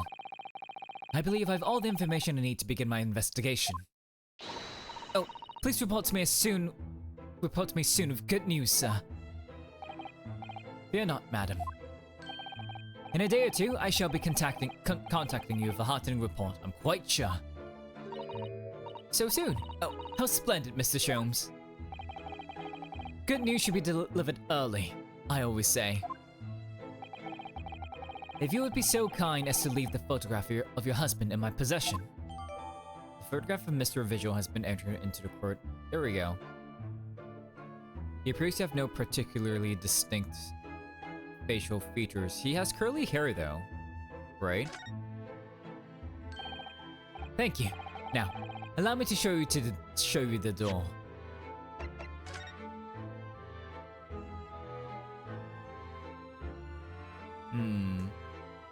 Maybe his outfit, right? Potentially.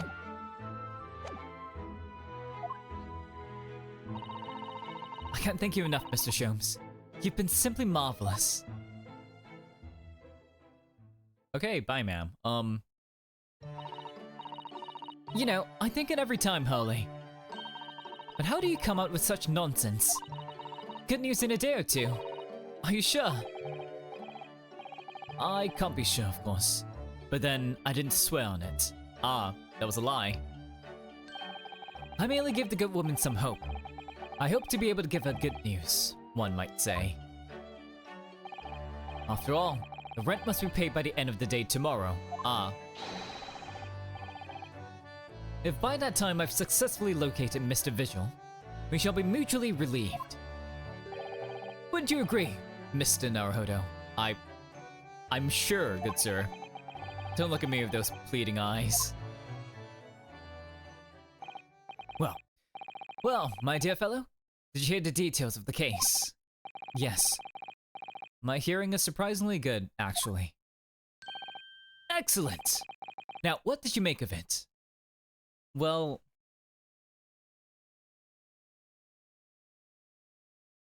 honestly, from a surface view, it feels like she's overly concerned. But... the fact that she's so certain of it, and that he's probably been working as a warder for at least the past 15 years since they got married, right? And the fact that, like, he was most likely probably involved with capital punishment 10 years ago, especially, right? Like, I feel like it's too much of coincidence for it to not be that he's involved, for him not to be involved with the professor case. Well, I was surprised to learn where her husband worked. At Barclay Prison, I mean. Ah, so you noted that. Of course, especially with the mention of Lowgate Cemetery. Lowgate Cemetery is at the rear of Barclay Prison. So it was renowned among the students at the university for being haunted by the ghosts of condemned convicts.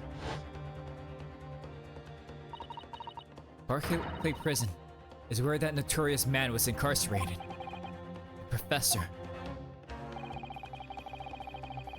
And now a warder in the prison has mysteriously disappeared, it would seem. It's all very peculiar. Indeed. But nothing you can't handle. I'm quite certain, Mr. Naruhodo. You want me to handle this? Not you? Sorry? Run along to the prison and see what you can glean. Would you?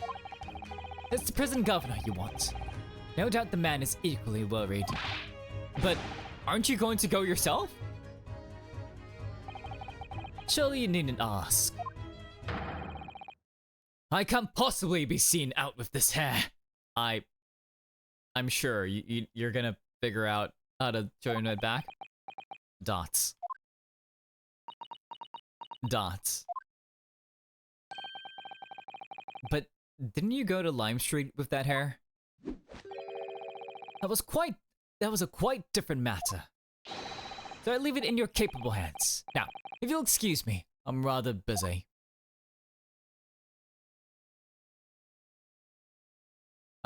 Okay then. Of course you are.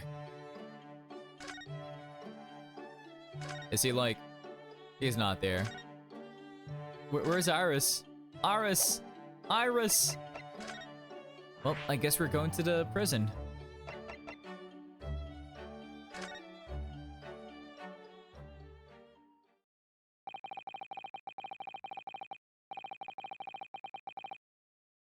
Barclay Prison is on the outskirts of London, backing onto a lonely burial ground.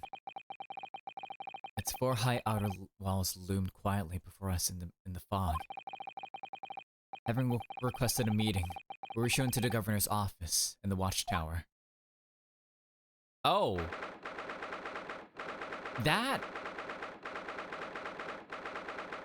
grandfather clock is a choice, holy shit. A guillotine grandfather clock. I kind of want that. An axe, and that is... That is a rifle. Yeah. Anyways, a lot of stuffed animals. So it's probably that whoever the governor is, hunts their own game. Anyways, 1st November, Berkeley Prison, Governor's Office. Oh, hello, White Shoulder.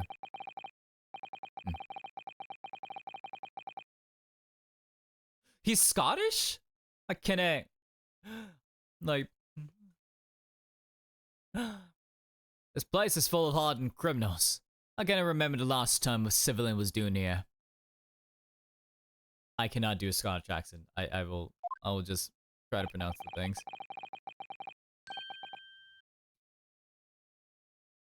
And you didn't want to talk to an inmate, but to me.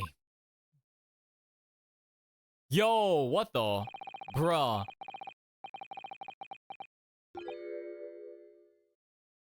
Yo, your jawline, holy shit. You can who I am. I'm the governor, Barry Kite. Hmm? Oh, yes, it's a pleasure. I'm Rinosuke Naruhodo, defense lawyer. And an Easton, I see. Does that mean barricading? Barricading? Yeah, look at him. Oh my fucking god, look, he's got a bar badge. Oh my god. He's got a bar little like pin. Oh my god. His belt too. His belt is like bars as well. Goddamn. His fit goes hard though. I don't know how I feel about like his blue tie with this because he's got like this red accessory here. I feel like the red would work better, but I guess maybe it's meant to match with his eyes. I don't know. But interesting. Interesting choice. Yes. I'm a visiting student of law from the Empire of Japan. Japan! Did you say Japan? Yes.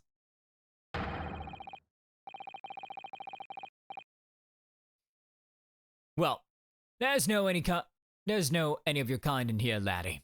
Perhaps you should try the prison next door, eh? I didn't notice another prison next door, sir. Anyway, we came to ask you some questions about... I didn't like to be so direct, but... I've no intention of speaking with the likes of you suspicious-looking Easterners. Ah, I see. Okay.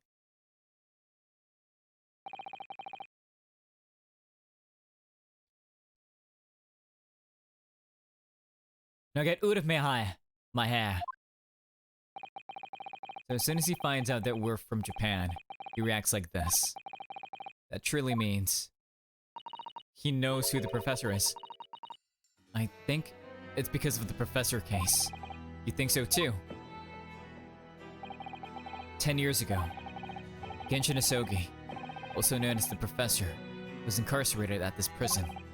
And then, after his execution, he apparently re-emerged from his grave in the cemetery behind the prison. I might have known. You're sniffing around with that case, aren't you? Aren't ya? You're agents, eh? Part of the professor's great web, no doubt.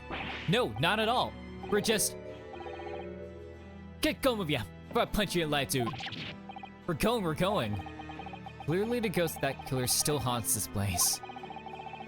We're not gonna get anywhere here. Unless we can somehow prove to this man that there's nothing suspicious about us. Governor Kaden. What are you thinking, Mrs. Sato? I mean, Jikoku and, Daddy Mikotobo talked about him, right? I feel sure that name came up in conversation recently somewhere. I was wondering if whoever mentioned him might have some ideas to help us.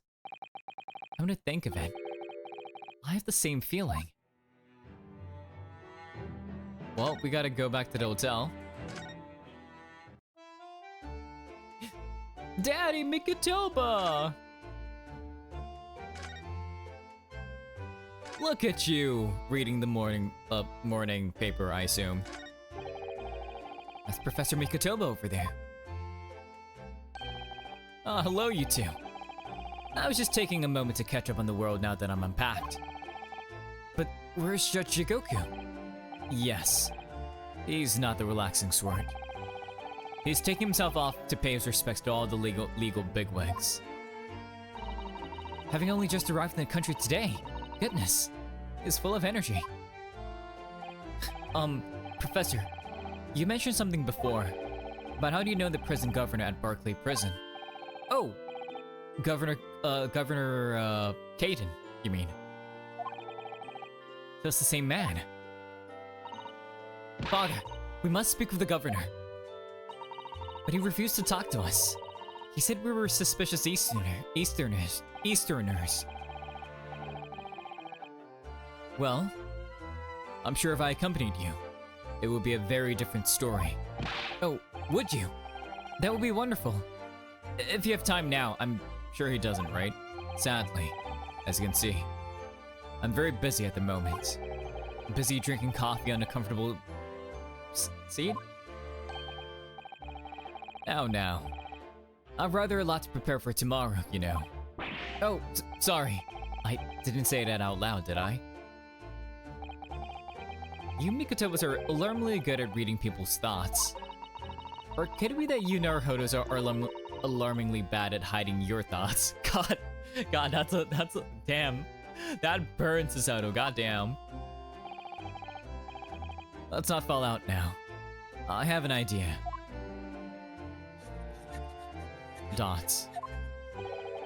What's he writing on that piece of paper? Here's a letter of introduction for you. Hopefully when he sees my name, he'll change his tune. Thank you. A note of introduction on behalf from Professor Mikotoba to Governor Caden. Hopefully he'll be willing to talk to us. Good luck then.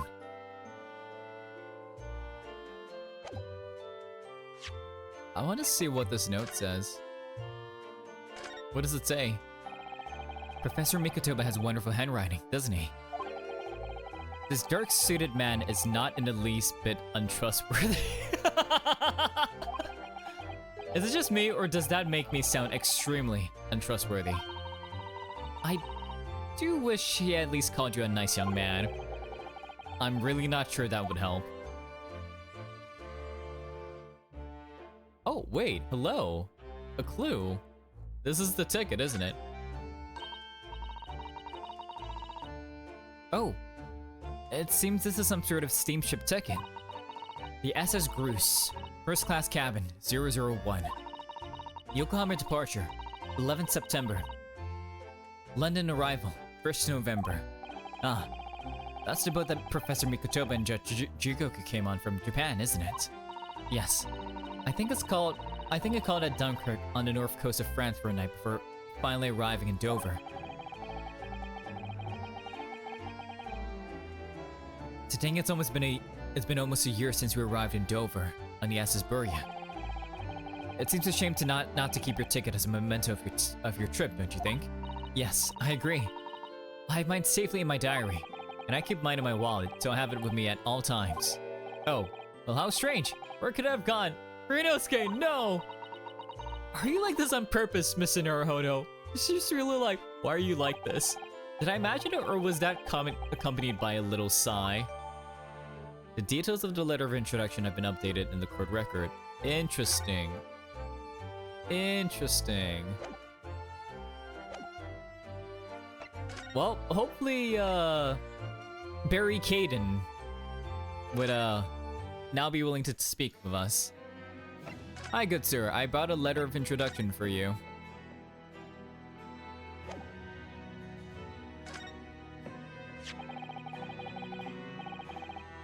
If you just cast your eyes over this, Governor Caden. What's this then? You can't pull the wool over my eyes. You good-for-nothing Japanese student. Oh, wow. Okay. Dots. Mikotoba. That young jock from the forensics laboratory. That Mikotoba. called him a jock? Yo. An enthusiast, lovely. Yes, exactly. Him. Oh dear. Perhaps I should have said something sooner. I'm Yujin Mikotoba's daughter, Susato. Jinx! You're the young man's daughter! And you didn't think to mention that before. Are you two like just really good friends or what? I do apologize. Well, you best take a seat then. Can I offer you a cup of tea, perhaps? Oh shit. Oh my god, he's got little handcuffed biscuits. What the hell? Oh my god. And didn't forget to try one of these way handcuffed biscuits. Oh my fucking god, it's amazing. Dots. Bro, Susato, what is with your dad? Like, how would this happen? Your father's influence is nothing short of amazing. I'm bitterly regretting not announcing who I was from the outset now. So then, what can I do for you, Hen? Well, we're currently investigating a case. It's one of your warders, you see. He's gone missing. Missing? That's right. It's surely been reported to you as well, being the prison governor. Dots. Wait, hang on. I need to take a look. 51. Oh god, he was good friends. His friggin' jawline too. He's so built, Jesus.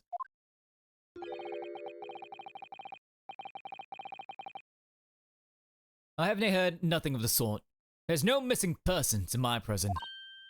Oh, but how can that be? It's Mr. Daily Vigil, your chief warder. Vigil! That's right. His wife came to us and asked us to investigate his disappearance. Let's skip the part about him only going missing yesterday for now. Oh? Clearly that means something to him. Would you be so kind as to tell us what you know, sir? Aye, of course. Bum, bum, bum, bum. So what's up with Vigil? We understand that Mr. Vigil is the chief warder here at the prison. Aye, that he was. He was, so he's not anymore? Strong sense of responsibility and dedicated to the job. No doubt about it. He's a fine warder. Sorry, did you say was? Aye. He doesn't work here no more. He left the job. Oh my. When did he leave? When was this exactly? That's the question. What was it about? It can have been much less than 10 years ago now. So he was involved with the professor case. What? 10 years ago? He stopped working here 10 years ago. Aye. As I minded. Chicken. I haven't heard the fella's name in all that time. There's a way he's gone missing though. But Mrs. Vigil made no mention of it. Maybe she doesn't know. I think perhaps Mr. Naruhodo, that his wife simply doesn't know. I think she's unaware that he no longer works here. Governor Caden, can you tell us what happened? Why did Mr. Vigil give up his job here? That's important, is it? Dots. Yes, I believe it may be. What are you thinking, Mr. Naruhodo? There's definitely a connection to the professor case. I can't help wondering, given that it was 10 years ago. Which was exactly when the professor was being held at this prison. 10 years ago. Tell us. So Mr. Vigil actually resigned from the position of chief warder 10 years ago, you're telling us. What happened to make him leave the job?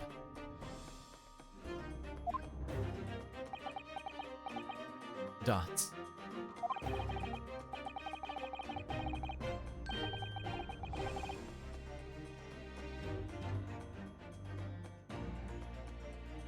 In actual fact, he didn't leave the job willingly.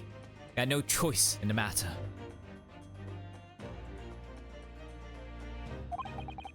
You mean he was dismissed? It was after a particular walk. Sorry, a walk?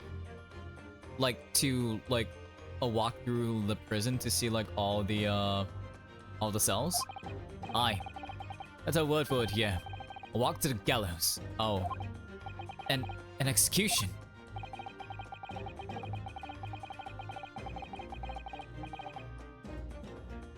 It's the job of the chief warder to prepare the gallows tree and oversee any executions, you say.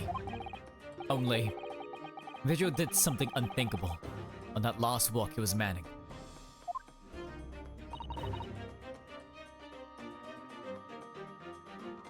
What did he do?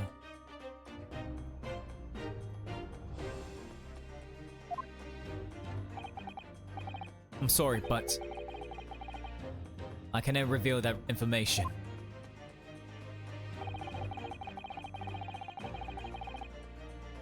But I can tell you that it is very rare for a chief warder to be relieved of his post. But why wouldn't Mrs. Vigil know about it? She appears to be under the impression that her husband still works here. I wouldn't can anything about that, I'm afraid. Can you perhaps answer one more question about the circumstances of his dismissal? And what would that be, Hen? That last execution that Mr. Vigil was responsible for overseeing. It was the professor, wasn't it? Was it by any chance the professors? My thoughts exactly. Dots. I'm sorry. I really am. But I'm no at liberty to answer that, which means it is. I see. Which means yes. Okay, what about Mikotoba? Tell us about it. My father came to Britain all those years ago in order to study forensic medicine. But he seems to have been well acquainted. The dead room, the prison, and the cemetery have a lot to do with one another. After all, they need fresh corpses for forensic research. You can? Yes. I can imagine. The advancement of medical science isn't always particularly palatable. Her father worked in the laboratory just on the far side of the graveyard, in the basement of St. Sinners. Oh, it's still in use today. St. Sinners. It's come before, I'm sure. It's one of the hospitals, right? Yes, that's right. We've been there.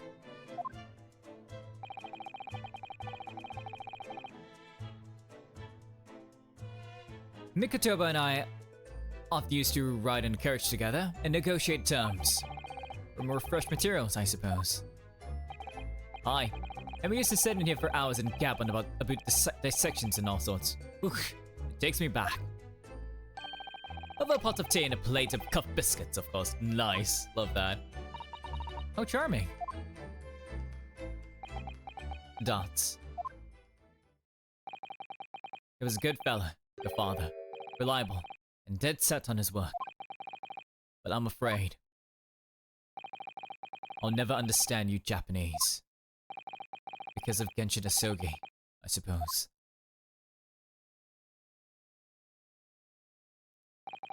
Well.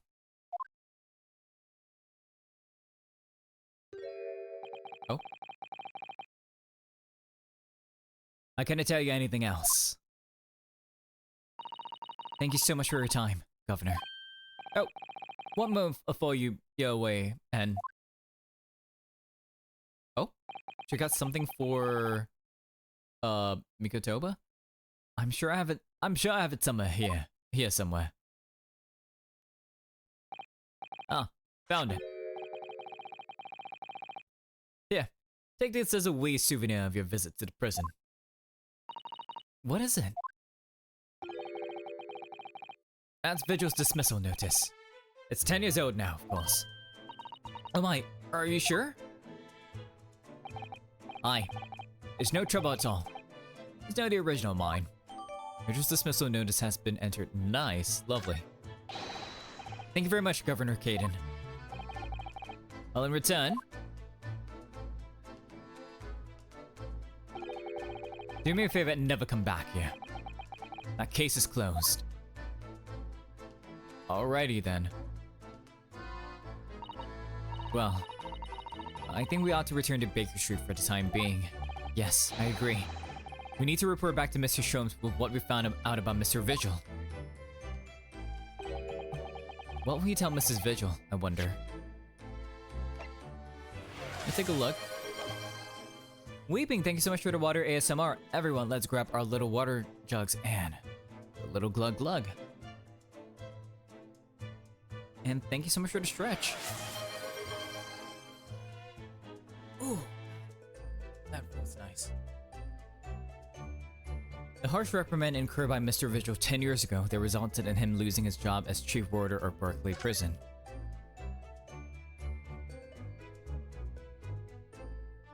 Dismissal notice. 25th June.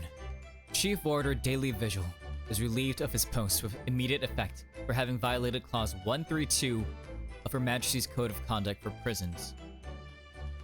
So we need to find out what exactly this clause is. All rights to redundancy pay and other financial benefits are fully revoked. Damn.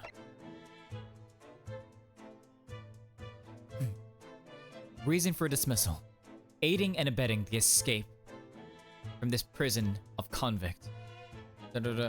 Just prior to his Wait, so he escaped? Details of this escape are still being investigated. Full cooperation of inquiries will be expected. Prison Governor Barry Caden. Additional notes. Indications are that the jailbreak plot was conceived prior to the convict's incarceration. It's believed that the convict engaged in some form of negotiation with prison staff in order to secure assistance. Full disclosure of information regarding these negotiations will be demanded. I see. Interesting. I want to examine everything. Like, God, this grandfather clock. Ah, look. We have an opportunity here now, while the governor is away. Mr. Naruhodo, you could be in prison if you were caught. That's a good point. Perhaps not then. Okay, never mind then. We can't look at anything. Well, let's make it back to Baker Street. 1st November, Sholmes' suite. We're back. Hello, you two. I thought you'd be back before long, so I baked some scones for us all. Damn, you baked scones? Nice. Ah, so that's what the delicious smell is. Greetings, but fucking.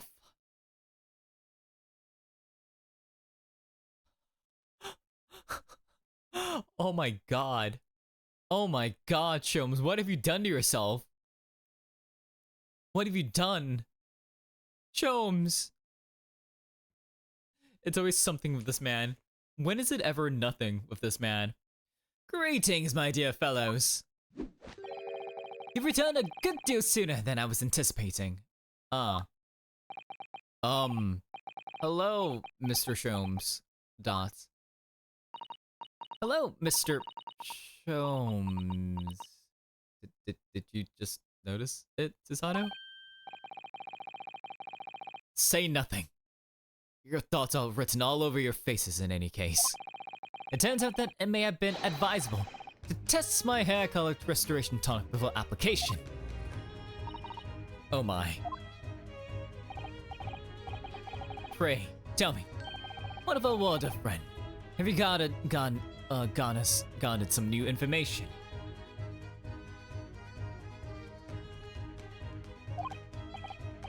Oh, yes. Something very surprising, in fact. Though it's not a patch on your hair, to be honest. God. It most certainly isn't. But still, we discovered that Sholmes!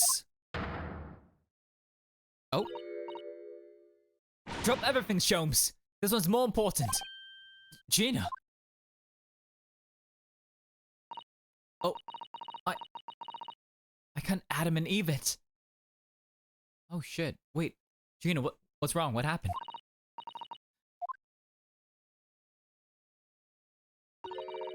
What's happened?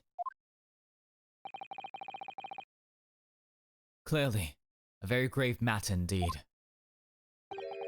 But Miss Lestrade made no mention of my hair whatsoever. It's the boss. No, wait, what happened to Gregson? What do you mean? Inspector Gregson? No, Gina! The boss is... He's dead! No!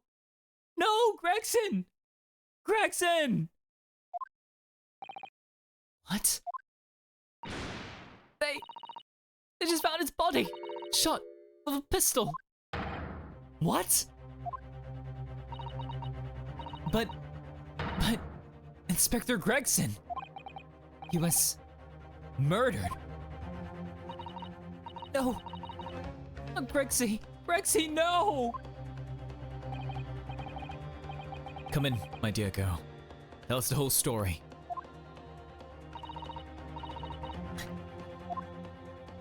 Gina, please. Gina!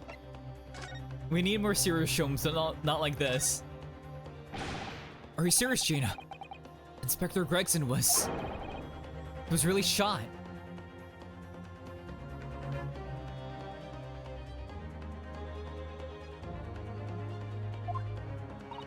I don't know much about what happened myself yet. I'm still there, investigating the scene. Where did this take place? A little rented room in a building full of flats on Fresno Street. The outskirts of town. No one in his home. He was perhaps investigating a case then. The thing is, no one at the yard knows nothing about no case around there. Oh, strange. So a secret investigation? The boss was so good to me. I know I ain't up to much yet, but I can't believe this is happening while Shrimp still has blue hair. I swear, he might just like go there with blue hair. One day I was gonna show him. I became a proper detective. Oh, Ginny.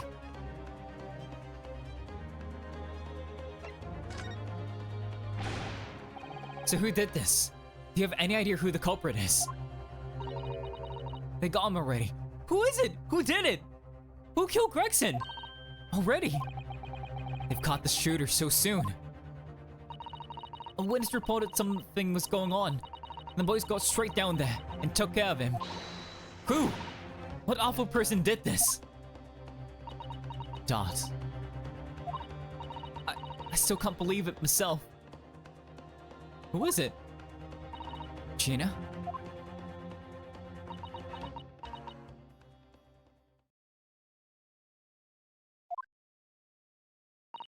It was Reaper. No! No! No! No, it can't be. No. No.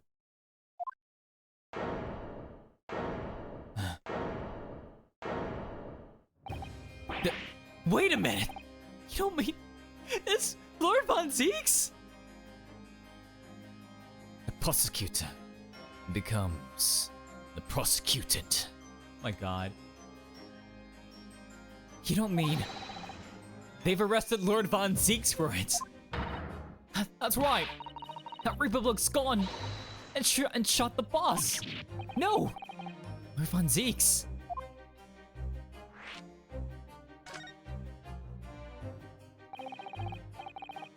I am quite sure, Miss Lestrade. It's Baroque Von Zeeks the police have arrested. I saw him with my own eyes in the interview room at the yard.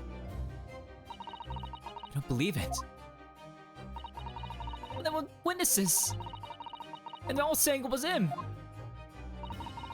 So you mean there were actual multiple witnesses? The other gun shop, apparently. And when our lot got to the scene, there was only the boss and that Reaper bloke in the room. There's no way Lord Von Zieks would have taken Gregson's life. I just don't believe it. I don't believe it either.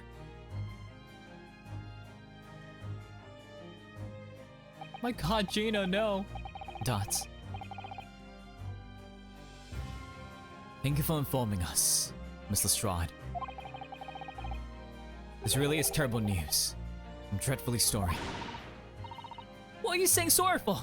He didn't do nothing. Dots. Well, anyway. I'm taking a cab over to the scene right now. So please come along. As soon as you can. You gotta help.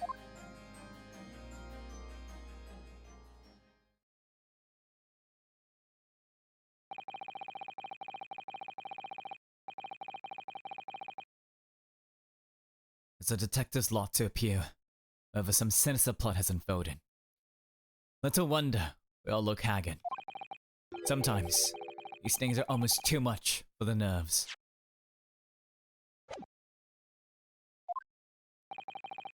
Mr. Sholmes. What use is there in being a great detective if I fail to see something like this coming, hmm? How could I let this happen to Gregson? To Gregson. Sholmes! Nuts. Mr. Naruhodo. I shall leave at once to begin my investigations. Of course, yes, we will too. It would be helpful if you could talk to Mr. Reaper and see what she can glean. I'm sure you were intending to do so, anyway. Until later, then. Inspector Gregson, dead. And Lord Von Zieks arrested. Reno, Susie, I've called you a handsome. It's waiting outside. Thanks, Iris. Shall we? Mrs. Sato? Yes. Let's go. A new location. Wait, which one? Okay, we need to talk to Von Zieks. What the fuck? He's Sir, you're reading? You're just reading there? 1st of November. Probably a bad time for Sholmes to be rocking the RGB here. He's just ready. He is. You know what? Maybe it's symbolic for his hair to turn blue with news like this. 1st November. Local prison. Cell 1. There he is. Lord Von Zieks behind bars. Why is the image of Zieks here so funny to me? Right? It's just him. He's still just reading. Fancy seeing you here, Baroque.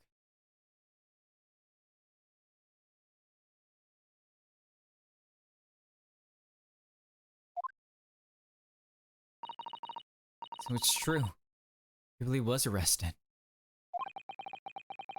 He's sitting with his back on the wall, reading something. I don't think he's noticed us. Lord Von Zieks. The turn.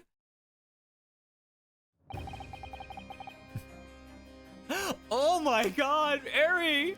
Eri!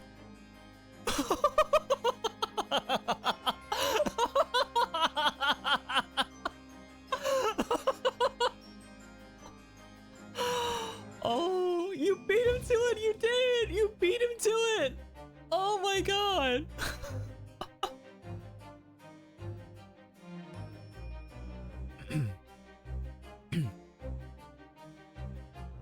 Fancy meeting you here. Last place on Earth I'd like to be.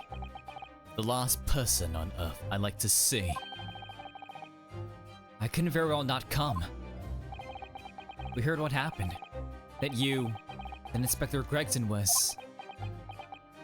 dots. Go home. This has nothing to do with you. But... forgive me. Lord Von Zieks, but I must disagree. Dots. Inspector Gregson was very helpful to us on a number of occasions. We're indebted to him. At the very least, we owe it to him to find out the truth about his death. You must help us with our investigations, please. Dots. There's really nothing I can tell you. What were you reading at the back of the cell there? Was it something related to the case? This. The Yard isn't quite so cavalier with its information as to share case details of a suspect. This is a letter from an old acquaintance. Oh, who might that be? Oh, Albert? Oh, he wrote you! He wrote to you! Someone you know, as it happens. Albert Hairbrain. Of course, yes. I keep forgetting they went to the same university.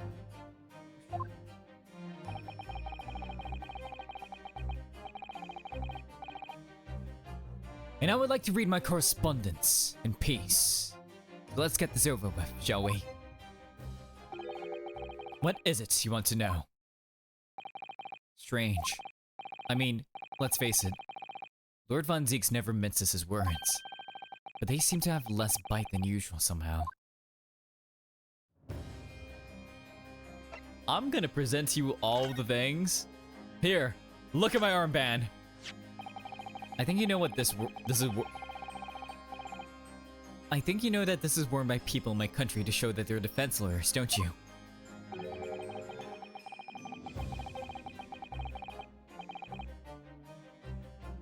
And I think you know that I believed you to be merely playing at Lawyercraft, initially.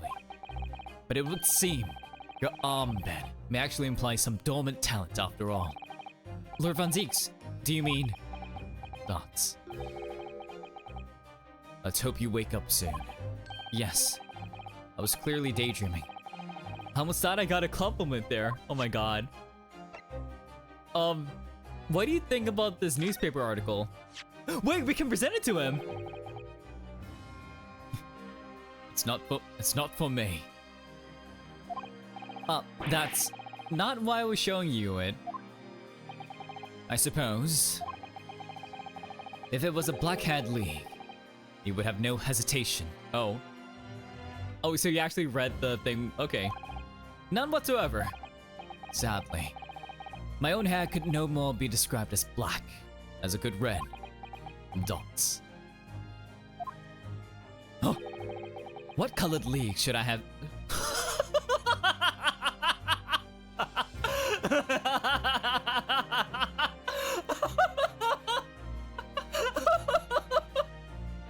You goofy motherfucker, Bunsies, what the hell? What, you're taking this too serious? What the hell?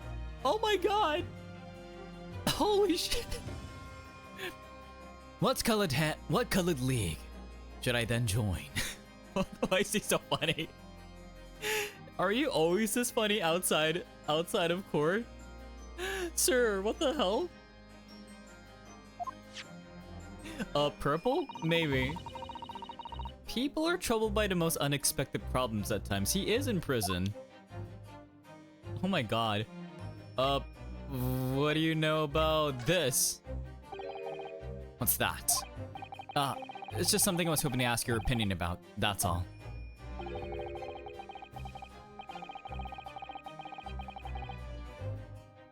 It's a serious crime for the defense to attempt to extract information from the prosecution by legal means, but you're not the prosecution, right? You're the defendant.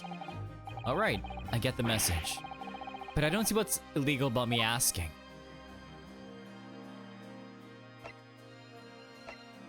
What about this? Okay, nothing. Anything here? Okay, nothing.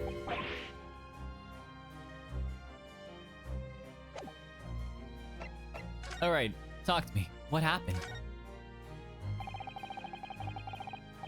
Can you at least tell us your side of the story, Lord Von Zieks? What happened? Dots.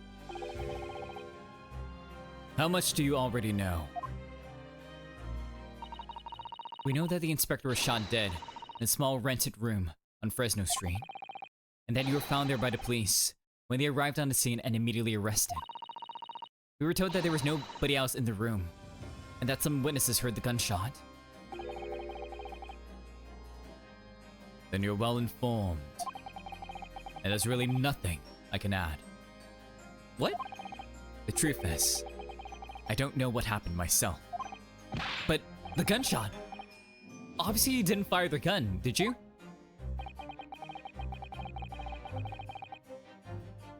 I'm not in the habit of shooting the people I walk alongside. But you are definitely in the habit of like crushing like your hallowed chalices in front of them. I also heard the noise, however. Before I had a chance to investigate, I was apprehended by the arriving officers. So he doesn't actually know what happened. Interesting. If I might ask, what were you doing in that place to begin with? Dots. I don't need to answer that. I see. Up to nefarious things, huh? Oh. After all, you're not representing me. He's going to need a lawyer though. And I'm sure that there's probably gonna be no like lawyer that wants to represent him, right? Your defense. Let us do it. Let us defend you. Let us be your attorneys. Come on. Who's going to be representing you in court, Lord Van Zieks? Dots. Oh my god. Anyone other than you, I should imagine. Would I be right in assuming that you have no representation as yet? Defense lawyers shy away from any trial involving the Reaper, as I'm sure you know. But this is different. In my career, of all the defendants I've prosecuted, only 19 have ever been acquitted. Of them, 16 subsequently died in mysterious circumstances. Questions will be asked now. Surely not. I assure you, no defense lawyer will want to touch me with the end of a barge pole. But you didn't actually have anything to do with those people's deaths, did you?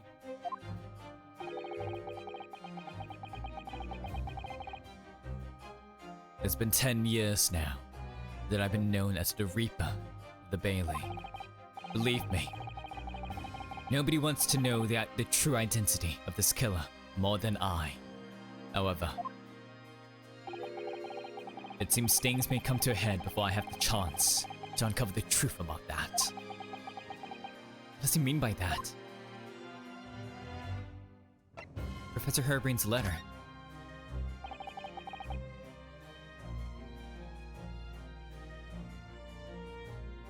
After the trial, Professor Herbrand was supposed to go straight back to Germany, I thought.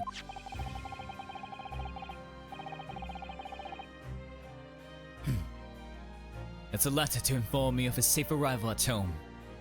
I've arranged his passage by sea and rail. In 8 days? Damn. It's a relief, I must say. He should now be beyond the reaches of the Reaper. Because the Reaper doesn't follow people abroad, you mean? Yes. So it seems. Your astute little Nipponese friend, for example. He told me he was keeping well in Japan when I inquired the other day. Yes, that's right.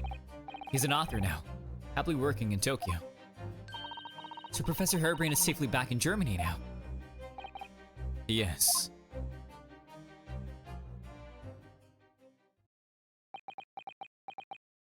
Dots.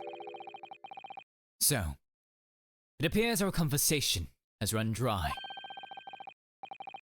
There was a 2-second silence, that's all.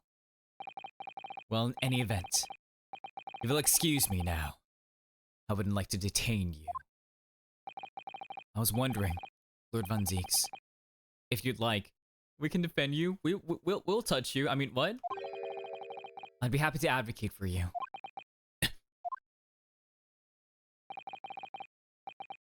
You trust me, do you? Yes. I've heard you speak many times in court. I've seen how you treat people. Ayo. So I'm quite sure that you would never have taken another's life. It's just... my feelings can't be used as evidence in a court of law, sadly. Dots. It's a very gracious offer. However, I trust no one. What? Not the police, not the judiciary, and not you Nipponese, not God, not the devil, and not the fucking Prime Minister. I'm sorry, I had to.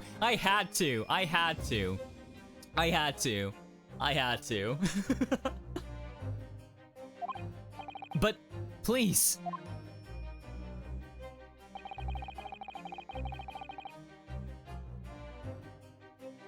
I have no intention of engaging your services. But what if I engage you? Damn it. Dots. The chasm between us is just too wide and too deep.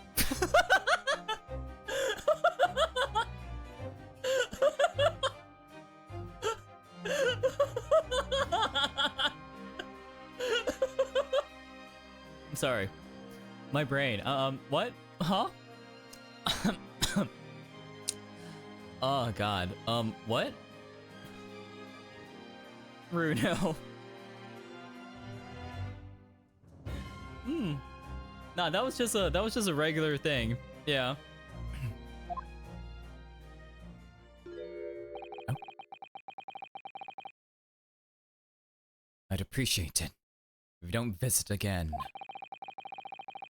Then neither of us will waste any more time.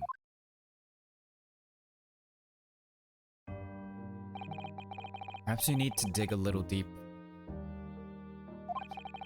and find out more about Lord Van Zieks and what happened to Inspector Gregson. Let's do it. We gotta go to the room.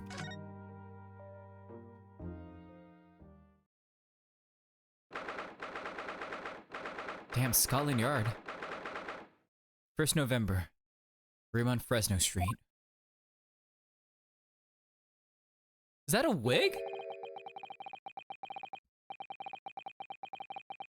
That's a red wig. So, is the Red-Headed League involved too? This really isn't out of the way part of London.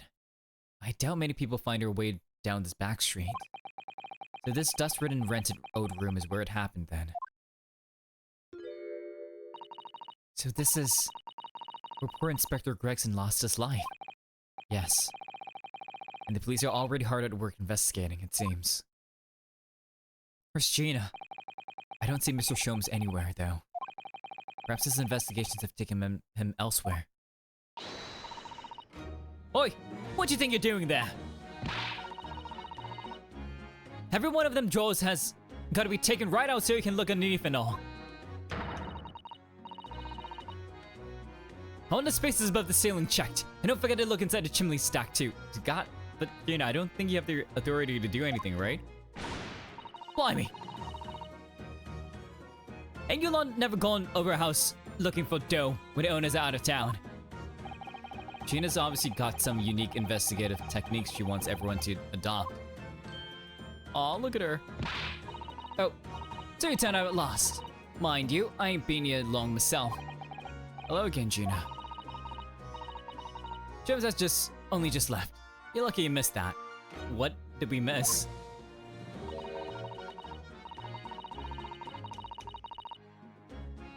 He went prancing around in here, pointing at stuff and flickering that out of his, and then just scoffing. Oh, he's finished investigating already, you mean? Investigating already, you mean? Already, you mean? Yeah. He didn't stop to say nothing to no one, not even me. Gina, would you mind if we investigated too? Dots. Listen, Odo. You're a lawyer, right? Yeah. Yes. Why? Well, you're not thinking of trying to up that Reaper block, are ya? I mean, we don't... Can you possibly think that he will kill Gregson? That's the thing, Gina. Oh, poor Gina.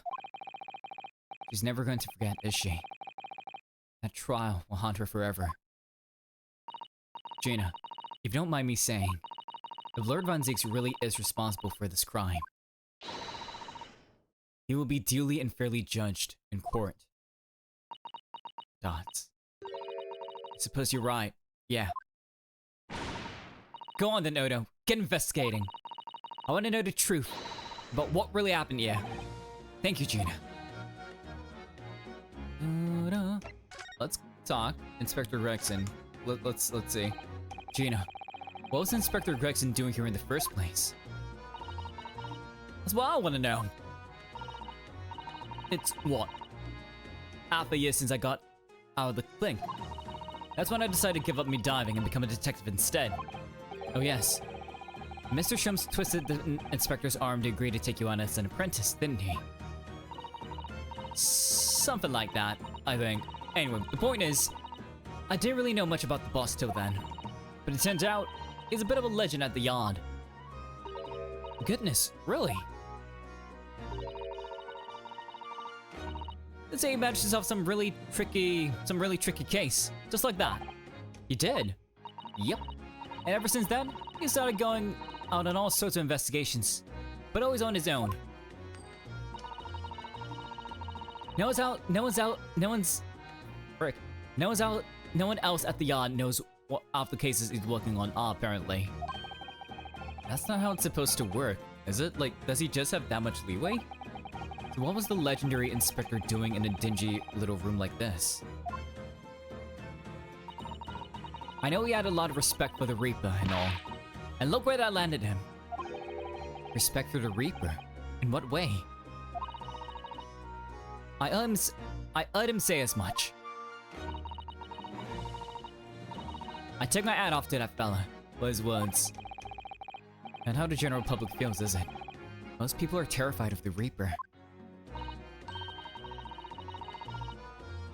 Yeah, the boss said that's exactly why he respected the bloke.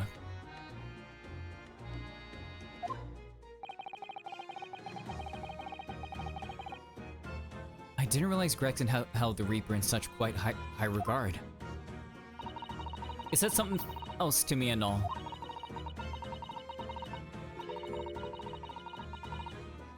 That I didn't need to worry about the Reaper, because he only goes after people with a bad.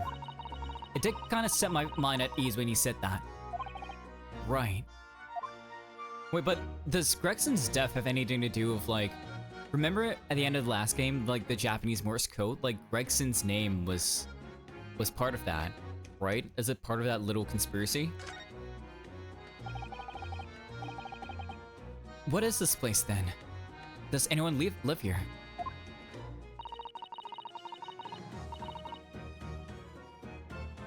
Apparently it's being rented by some cove called Hugh Bone. Hugh Boone? Hugh Boone. It's a sort of here today, gone tomorrow named that, isn't it? It's an alias, right? Yeah. It's what we call an unidentified person. We haven't been able to get in touch with him.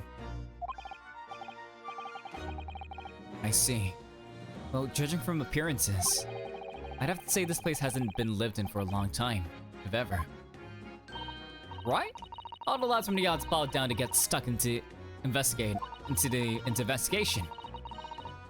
But it's so low here, no one knows what to do with themselves. Dots. I do wonder. Yes, Mrs. Sato? Well, could it be that this Hugh Boone is in fact Inspector Gregson himself?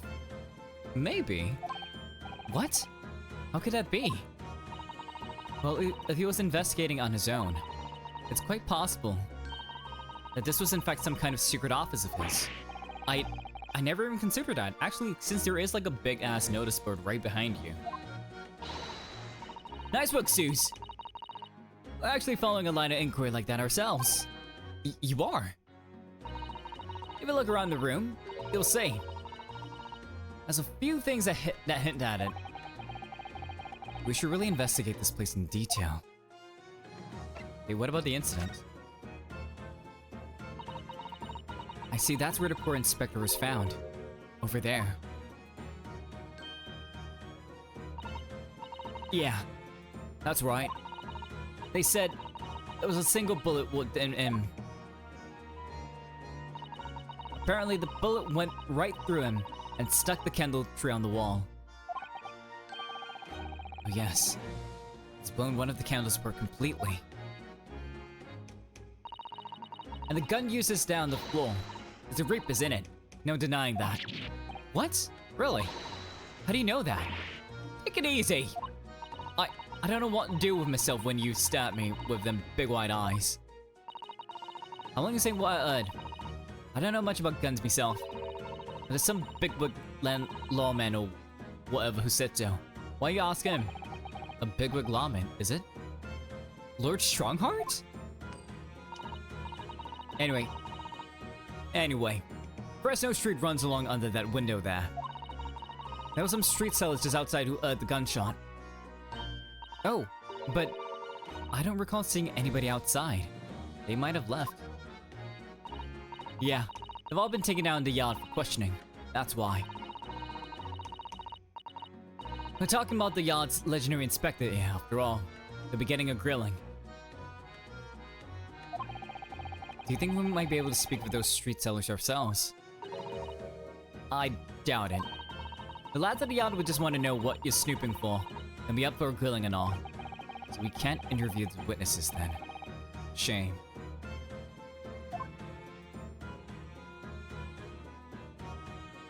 Okay, let's take a look. What is this? Oh, it's a photograph stand. I suppose it must be a picture of one of Inspector Rexon's family members. What's the matter? Your eyes look like they're about to pop out of your head. They are. Look, Mr. Naruhodo, quickly. It's Evie Vigil. Wait. So was this where Daly was? Why do I feel like this woman is familiar somehow? God damn it, Rinosuke. Maybe you're not hard of hearing. Maybe it's your memory.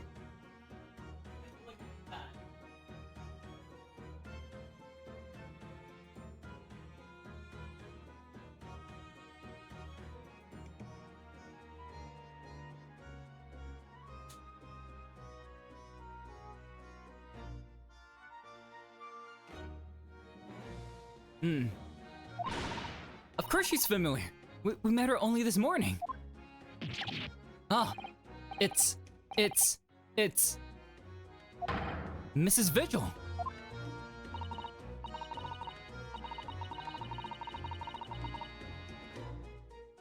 This makes no sense. Why would there be a picture of Mrs. Vigil in here?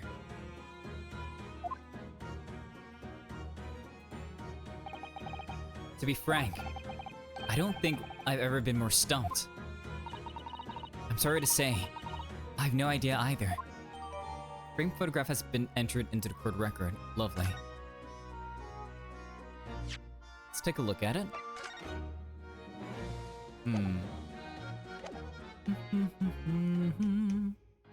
What up with the... Here. An empty fireplace makes a room feel even colder than it would be otherwise, doesn't it? A stick of dust, look, so it's never been used. I think it would be fair to say it hasn't been used in a very long time.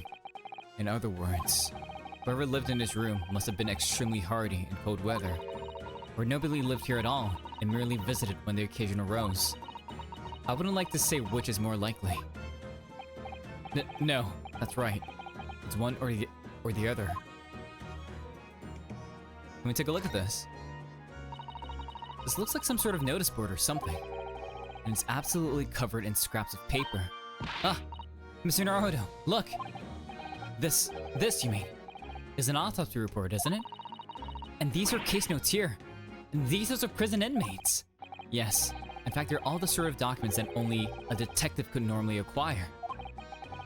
What on earth went on in this room? Some newspaper cuttings. Ah, and this one here. What is happening there? Oh yes, an advertisement, you mean? Did a red-headed league? Oh, was he investigating that? But why? What's that doing here? Whoever occupied this room was clearly interested in it for some reason.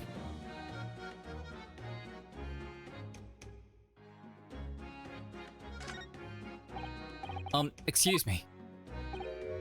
Oh, Inspector. Oh, sir. Poor man. He can't possibly be able to focus on investigating when he's so upset.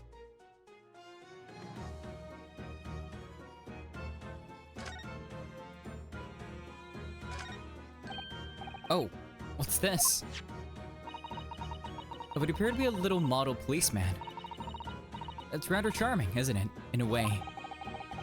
Seeing as it's on the floor here, do you think it belonged to Inspector Gregson? It's a little hard to imagine Lord Von Zieks playing with something like this. It's only about 8 centimeters tall. It could have fallen out of someone's pocket, I suppose. I think we should record it as evidence, just in case. Yes, I agree. It is rather delightful after all, in a way. Okay.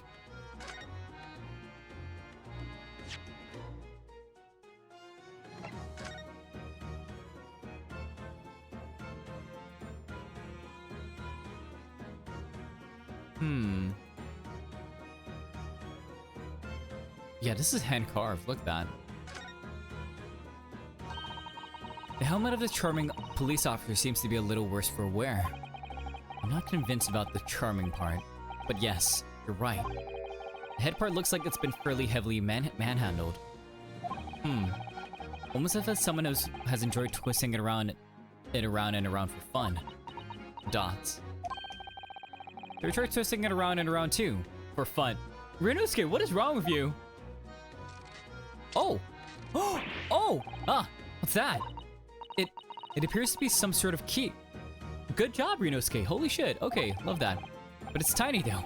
It couldn't be a key for a door. Not at that size. So what is it for, I wonder? Actually, that's a very interesting observation. Because it's like, that's true, right? Because you will use your fingers here. Interesting. This looks like some sort of key. Yes, it does. Very tiny and simple key. What's a little key doing inside a figurine of a policeman in the first place? And what's it for? Maybe it's used by Gregson.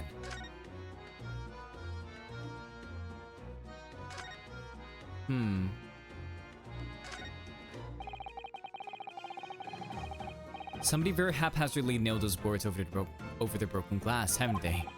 You couldn't even really call it a window anymore. Window tax, right? Well, if you remember the window in Mr. Natsume's room, that was totally blocked up with bricks. This one does it still at least let in some light, so you could say nothing more about it. I'm starting to feel even more sorry for Mr. Natsume now. Can we take a look at the gun? This is presumably the murder weapon then. Oh my. It is real, I suppose. I think so. Guns are so rare in Japan. I really know very little about them. There's only one way to know for sure, Mr. Naruhodo. Fire shot! Susato, no! Susato! No. If I did that, I'll be looking for a skilled lawyer to represent me in court. Slightly safer just to ask someone whom I know, I think. Clear's revolver has been entered into the court record. Lovely. Let's take a look. Ooh. I suppose this must have been a murder weapon. Oh my. It is real, I suppose. I think so. Guns are so rare in Japan, I really know very little about them. Perhaps someone more familiar with firearms could shed a light on things here.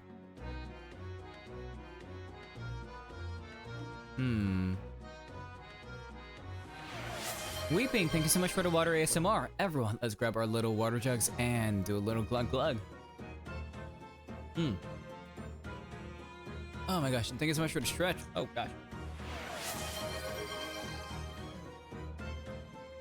Thank you. Okay. Let's take a look at the wig. Ever since we came in here, I can't take my eyes off this thing. Oh, funnily enough, neither can I. It's a hairpiece, isn't it? It is! It is! A bright red hairpiece!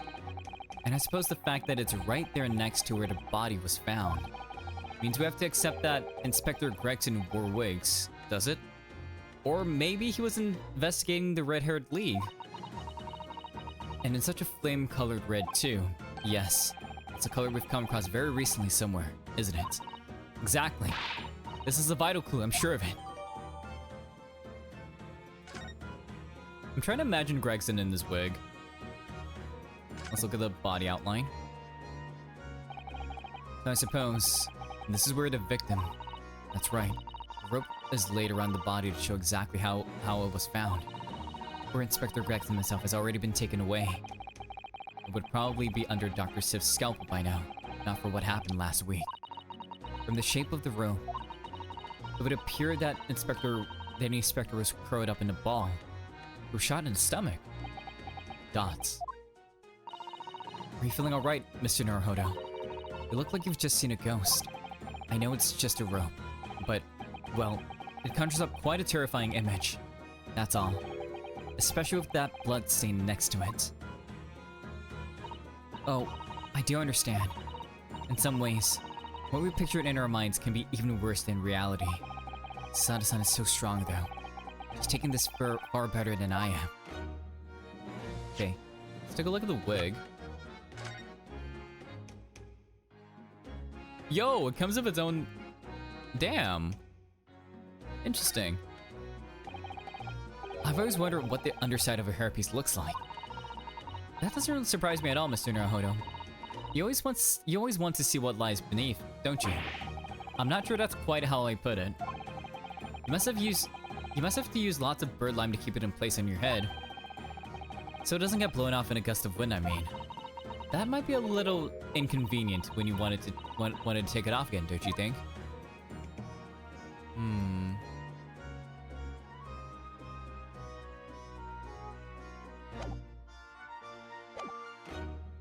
Okay, let's take a look at this. The top of one of the candles in this candle holder has been completely blown off. Yes, there's wax splattered on the wall behind. Look, I suppose if a bullet had hit it, it does seem likely that the bullet hit the candle, having first passed through the inspector's body. Ugh. Now that wax on the wall looks like blood to me. Can we take a closer look? Can we inspect it? There we go! The candelabra has been entered into court record. Lovely. Let's see what we can glean from this.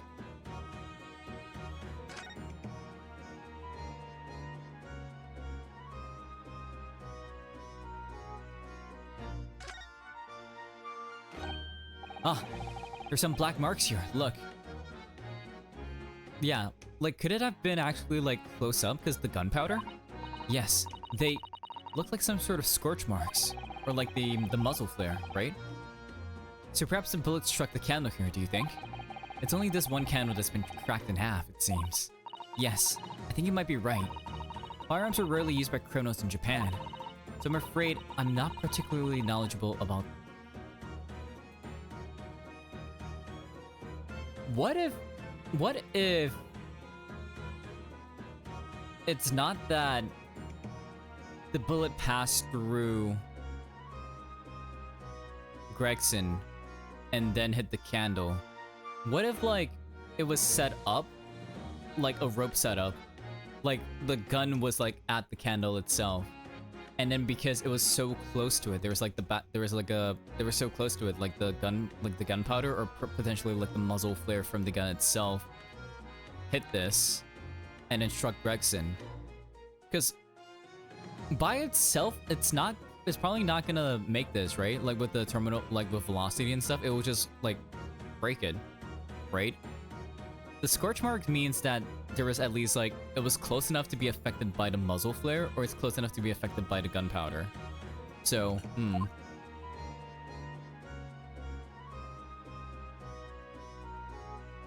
Okay, interesting. What else can we see?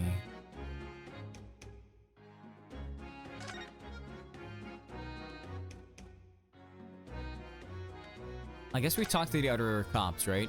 Hello, good sir. Excuse me. Sorry, sir. Can't see a thing, sir. Too many TS, sir. Oh no. Right, perhaps I'd better leave you to your work then. What about you, sir? Excuse me. If you're looking down on us from the great beyond, Inspector, don't worry. We'll look after things at the yard. I've interrupted some deep thoughts here.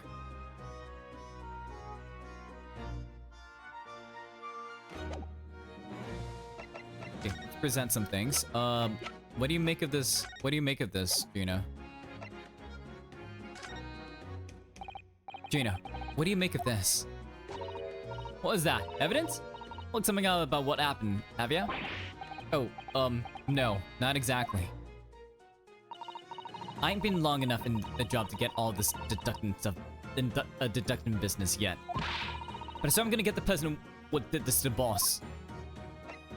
What about this? You recognize this? I guess you don't. But the gun.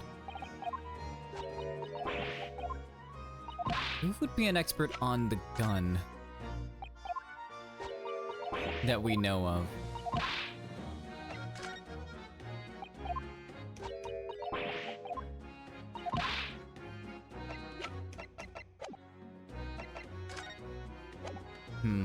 Nothing else?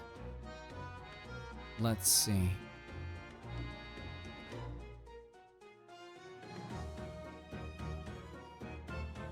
Like, it has to be a key to something. And the fact that it's here might mean...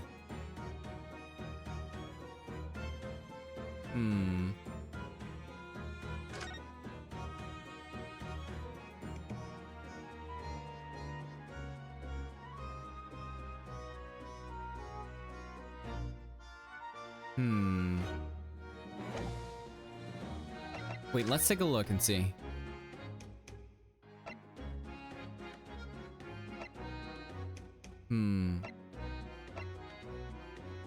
Honestly, like, since he does have a rifle here, he probably is like an expert, at least on this gun.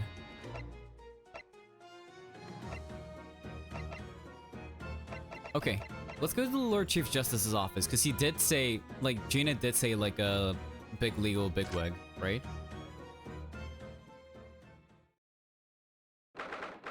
1st November, British Supreme Court, Lord Chief Justice's office.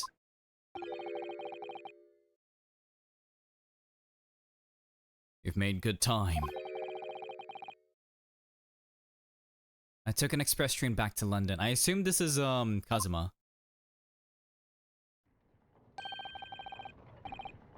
I can hear Lord Stronghart. Can you? Yes. It sounds as though he's talking to someone. It is! There he is! Is everything in place? I had a private compartment on the train so I could check all the paperwork. It's... Kazuma-sama! Oh. Ah. Your timing is impeccable. It is? No doubt you have heard the sickening news about the Reaper's latest devilry. Yes.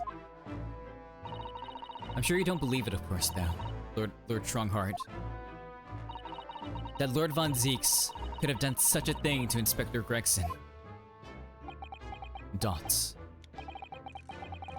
I believe only in the facts.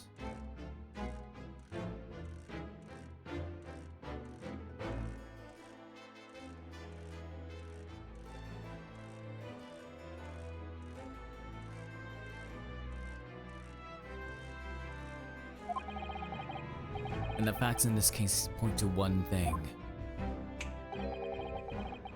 The unavoidable accusal of Lord Von Zeeks for this crime.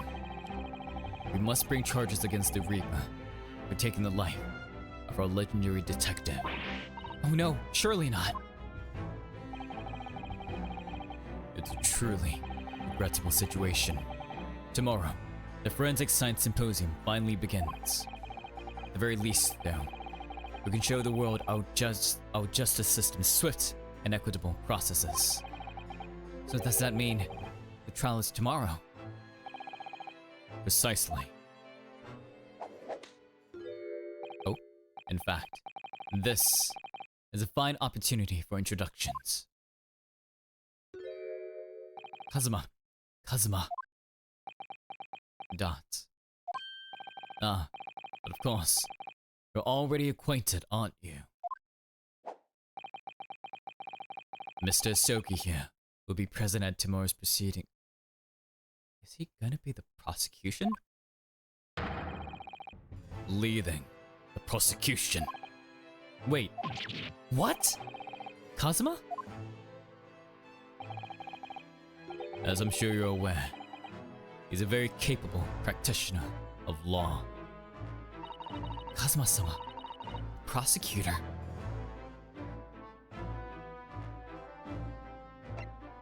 I'm gonna have to ask her more information. I'm sure you can imagine that tomorrow's trial will be closely followed all over London. In fact, no. People all over the Empire will be watching closely to see how it unfolds. There's no salvation for anyone in a trial prosecuted by the Reaper of the Bailey. And now, the Reaper is being prosecuted at the Bailey.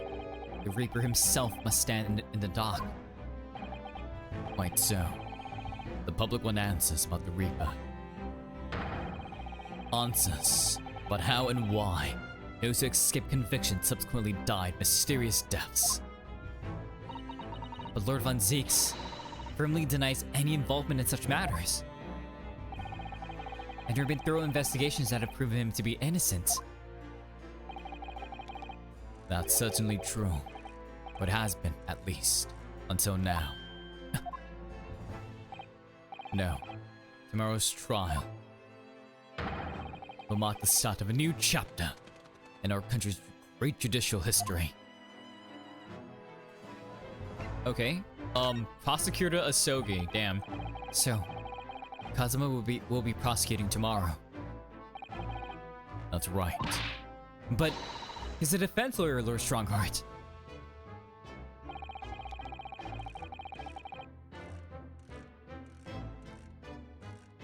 Accomplished young law practitioners cannot pick and choose their roles.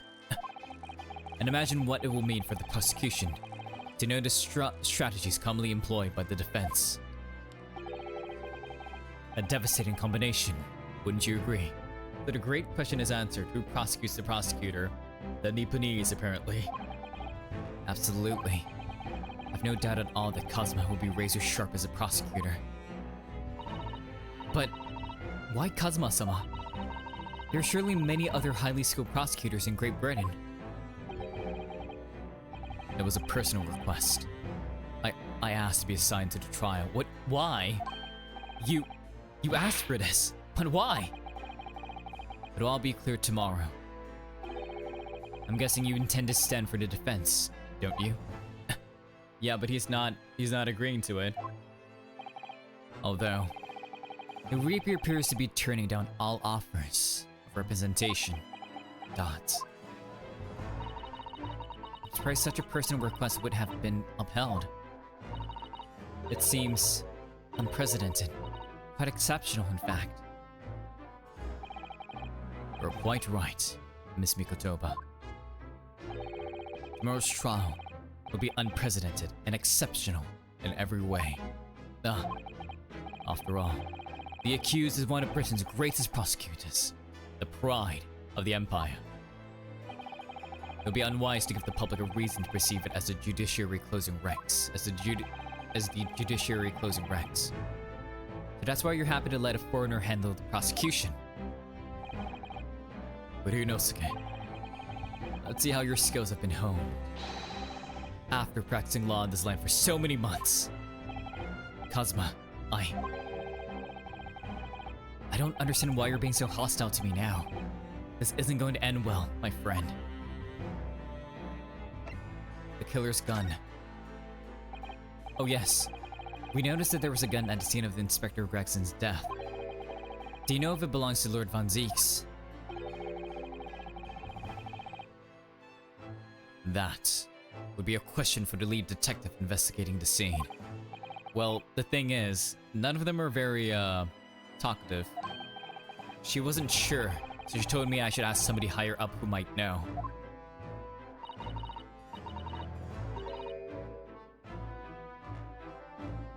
That's right, Mr. Naruhodo. Be direct, exactly. Stand up for yourself, Reno. Stand up for yourself.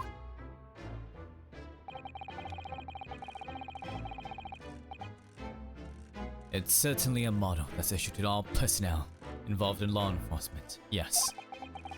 Which includes prosecutors. As I'm sure you can imagine. Prosecutors are just armed? Okay. In that case, could actually have belonged to the victim. No.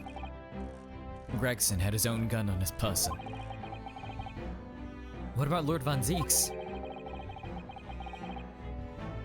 He claims it's currently not in his possession. What? According to his story, he lost it. In short, it's more than a little suspicious. True. He just straight up lost his gun?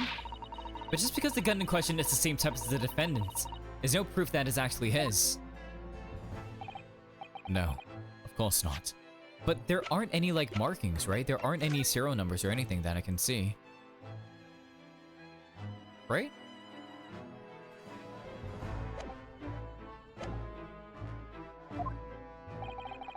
Nevertheless, the situation is great for Lord Von Zeeks. Can I present the gun to you, then?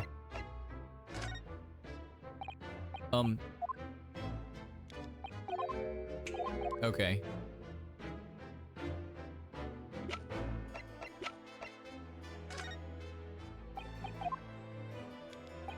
I guess not, yeah.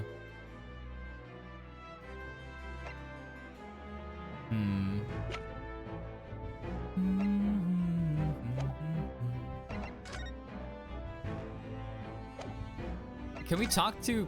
Yeah, we can. Kazuma. I'm sorry for all the worry I've caused you, but it'll be alright now. Has your memory completely returned? Yes, completely. I remember everything, including what I was coming here to do. Not just to practice law, I see. Right. Kazuma-sama, I can tell you how happy I am to see you alive and well like this. But how did you come to be here in London when you were suffering from amnesia? It was the voice. This past year, I've been hearing it in my head constantly, saying the same thing over and over. Go to London. That's where your destiny awaits. It was that voice that guided me here to London. I'm so sorry for what's happened. Dots. Anyway, my memory might have returned to me, but there's something that won't return to the way it was before. Your neck? Your sensibility? Huh? What do you mean? I'm a prosecutor now, so I'm sure our paths will cross again very soon.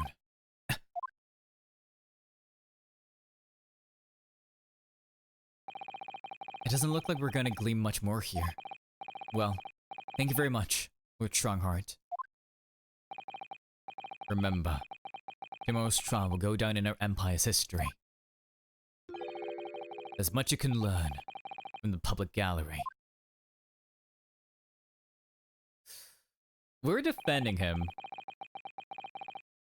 Sorry to have taken up so much of your time. We'll see ourselves out. Hold it! Kazuma! Where you go? Urinosuke. Oh, what is it, Kazuma?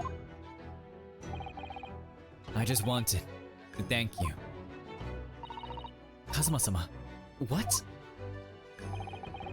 You took my determination to heart and brought it with you for the ocean in my stead. And you carried out my road to perfection. You always were intent on studying British law in order to change our own justice system. It was your dream. And Mr. Naruhodo didn't want that to die with you. Yes. But I had another purpose for coming here. Oh, Dots. I actually have a favor to ask. which is? This trial I'll be prosecuting tomorrow. I'd like you to be there to see how it ends. What? Right in front of me. As the defense counsel. I can't force Von Zieks to take me, man. Why? What's this all about? I know I have what it takes. But Lord Von Zieks would never put his fate in my hands. On the contrary, he recognizes your talent. He does. It's not easy to see behind the facade sometimes. Here, have a look at. Wait, is that young Zeeks? Oh, it's young Zeeks.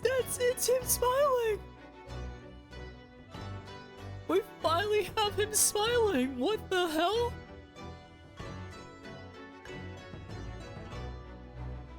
It's him with Clint and Gregson? Oh my god. Look, he's so young. He's so young. His little awkward smile. His little awkward smile. He doesn't have the scar on his face. Look at that. That's Lord Von Zieks and Inspector Gregson. In a photograph that must have been taken some time ago by the look of it. And who's the third person? That's his brother, bro. You saw his portrait.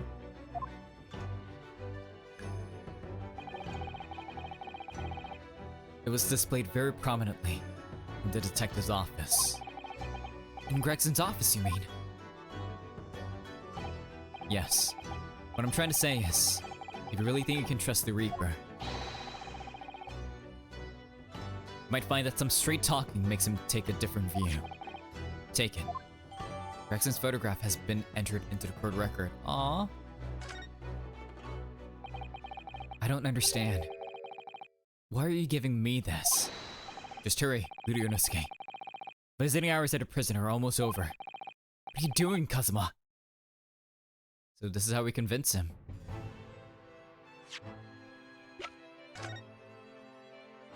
Look at that smile. Okay, we gotta move. Gotta go to the prison. You're still reading that letter? 1st November. Local prison. Cell 1. Lord Von Zieks is still reading that letter. What if he's like, shit, I can't read. We've been gone quite some time though. Either he's an incredibly slow reader, or it's an incredibly long letter. I might even be able to read English faster than he can. Oh, he heard that.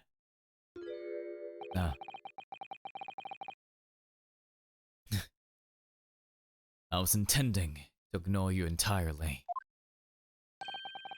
But I can't turn a deaf ear to such an insulting Nipponese. Oh, Sorry. I didn't think you'd hear that.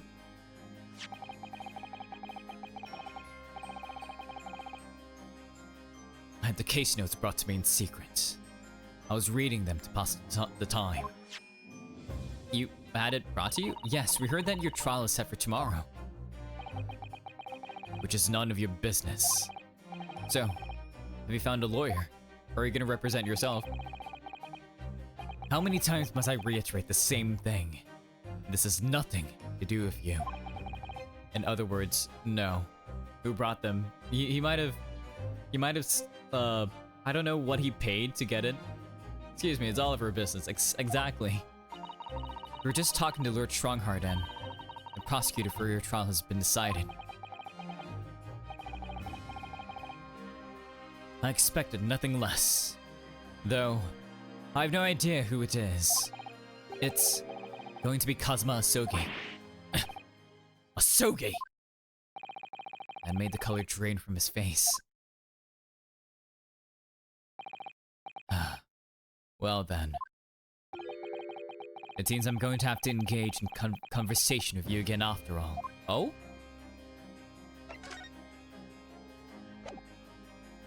I'm gonna present this photo to you. Did he have any color in his face to begin with? Maybe it just got whiter. Lord Van Zieks, we came by this old photograph.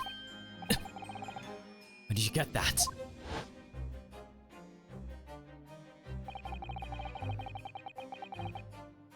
It was taken when I became a qualified prosecutor. It was unbelievable. I assumed it was long lost. Is the man on the left there? Yes, that's my brother, Clint. The details of Gregson's photograph have been updated in the courtroom record. It had to be, really. That was 10 years ago! Apparently, this picture was prominently displayed in Gregson's office. He had a deep respect for you, you know. Were you aware of that? Respect? That's nonsense! No, we've heard someone attest to it very clearly. Inspector Gina Lestrade, no less. Dots. Well, maybe once. Yes. There was a time when things were like that. We were brothers in arms. Jovially discussing the future of justice and other such lofty subject matter. Dots. That was a nice glimpse of the past. I thank you. I feel as though I got a nice glimpse of the past then, too. There was a glimmer of light in his eyes, a brief twinkle, an insight into the true nature of this man known to all as the Stone Cold Reaper, Bailey. Is this your gun? What's that? Oh, okay.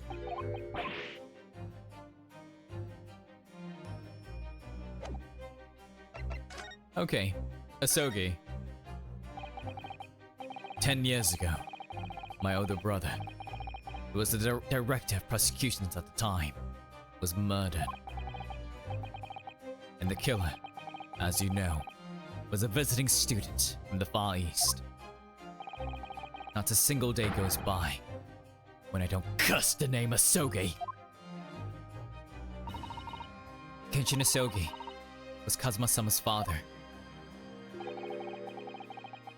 So what cruel twist of fate is this now, 10 years later? The man's son is to crucify me in some kangaroo court. Oh shit, kangaroo court is this term here too? Jesus, oh my god. Damn, I did not know that. Kangaroo court is such an old term? Damn.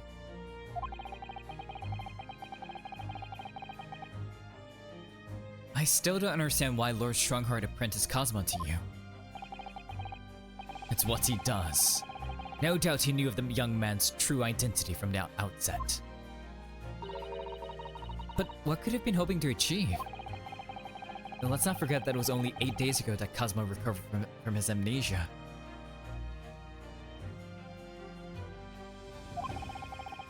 Why would Lord Strongheart assign this trial to somebody like that?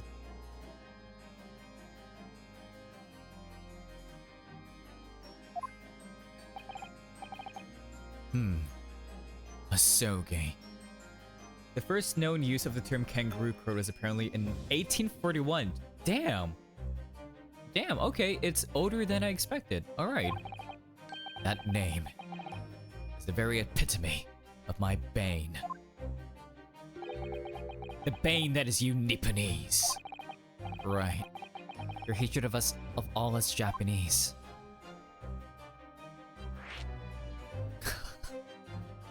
Alright, the Nipponese bane. Let's go.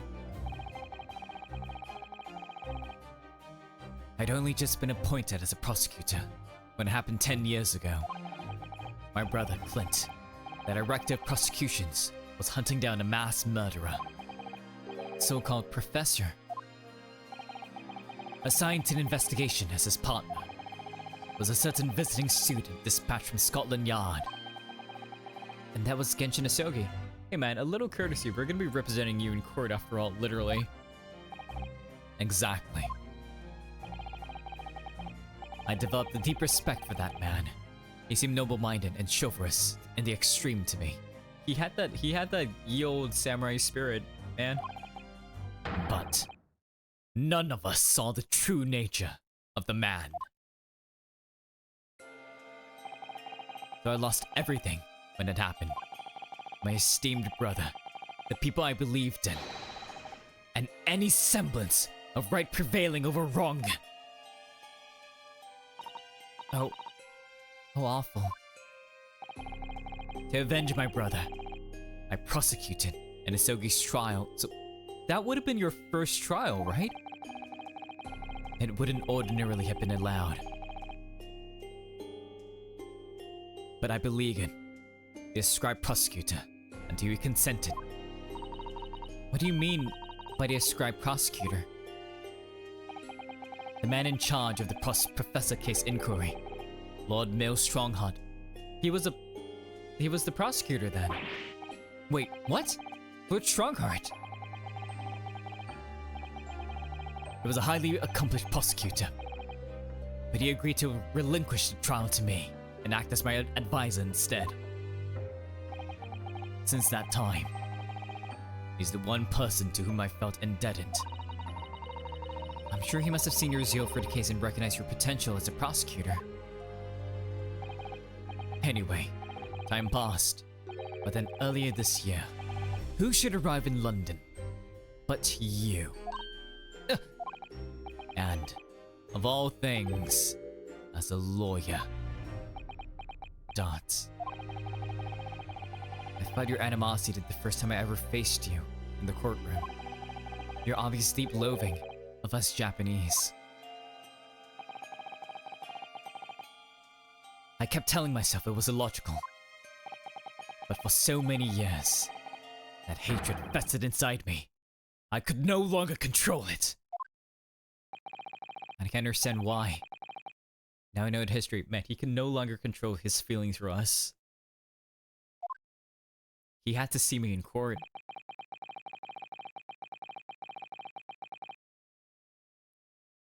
But in the same way that I felt the Nipponese to be the bane of my life, to Kazuma Sogi, I am the bane of his. The Reaper who sent his father to the gallows. He's looking for revenge, and he intends to take it in court tomorrow. Dots. Inspector Gregson.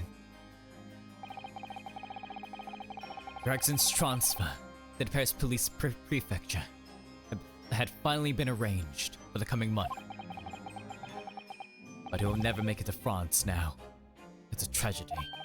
Oh yes, come to think of it, he did mention something about that, didn't he? He was gonna bring Gina along with him. Yeah. I wonder, does it happen often? Being transferred internationally, I mean. It's the first time I've ever encountered it. Oh. The Paris police welcoming an English detective is almost inconceivable. I can't imagine what kind of magic Gregson must have worked to put that arrangement in place. It sounds like that mystery has even the Reaper perplexed. I'm afraid to say that we were very ignorant about Inspector Gregson's standing. We hear that he was considered something of a legend at Scotland Yard. Dots. Again, it was 10 years ago that he first made a name for himself. He was the one who caught the professor? Ah, there we go. By uncovering a decisive piece of evidence that exposed the professor's identity. If it wasn't for Gregson's singular approach to the case, the discovery would never have been made. What sort of approach? After my brother's life was taken, the inspector pushed for a full autopsy. Oh? Oh my, 10 years ago. Why is that so surprising?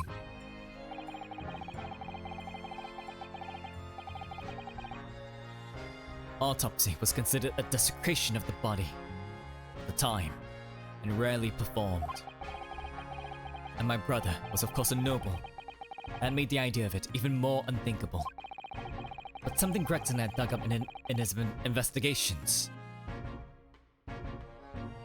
made him determined it was necessary.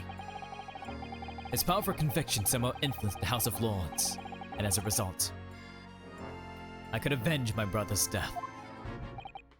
So, you must have had great confidence in the inspector's abilities then. And it's even more inconceivable that you would have taken his life. Dots. Inspector Gregson. Your gun. Where is it? About the gun used to shoot the inspector that was found at the scene. Yes. That's not mine. Really? Because common opinion seems to be that it is. Dots. What do you expect me to say to that? Lord Strunkheart informs us that you claim to have misplaced your firearm. Dots. As embarrassing as that is, I'm afraid it's true. When did you lose it then? That, I don't know. Oh! I was issued with a revolver when I first became a prosecutor 10 years ago. Where's my gun then? Why was I not issued a gun too as a defense lawyer? I must have stowed it somewhere, I suppose. Or left it somewhere, perhaps. Dots. You have something in common with Lord Von Zeeks after all, Mr. Naruto. A talent for misplacing things. Oh my god. Oh my god, Susato. Oh god. Oh no. Susato. You don't mince your words. You don't mince them at all. No, no, no. This has nothing to do with me. Don't drag me into it. And don't make the mistake of associating me with this Nipponese. Oh dear. The rift is very wide, isn't it? It's not decisive evidence, clearly. But it doesn't look good, that's for sure. I had to add that little spice when he said that. Dots.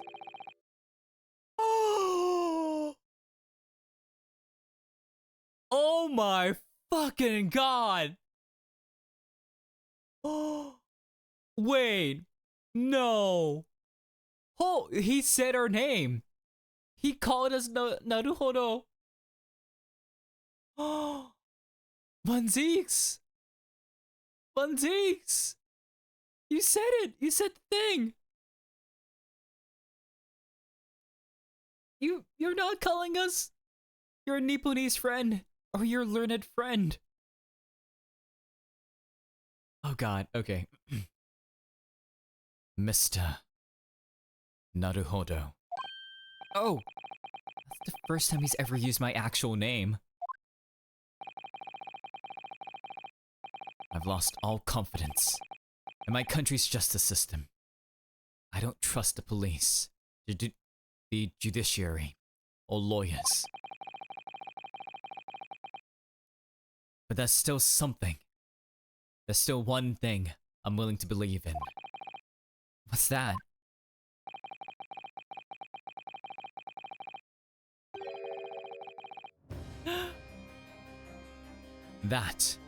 That, which you see in the eyes of another across the courtroom. A simple determination to know the truth. Lord Von Zeeks.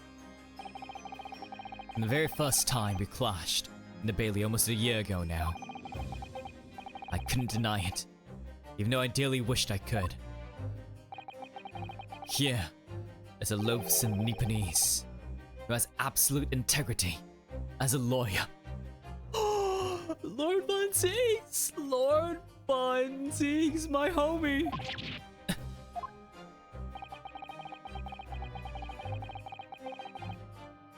There are only two other men I've known with that same look in their eyes.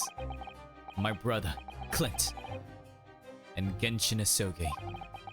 The man he idolized and the man who betrayed his trust in the most hideous way. Dots.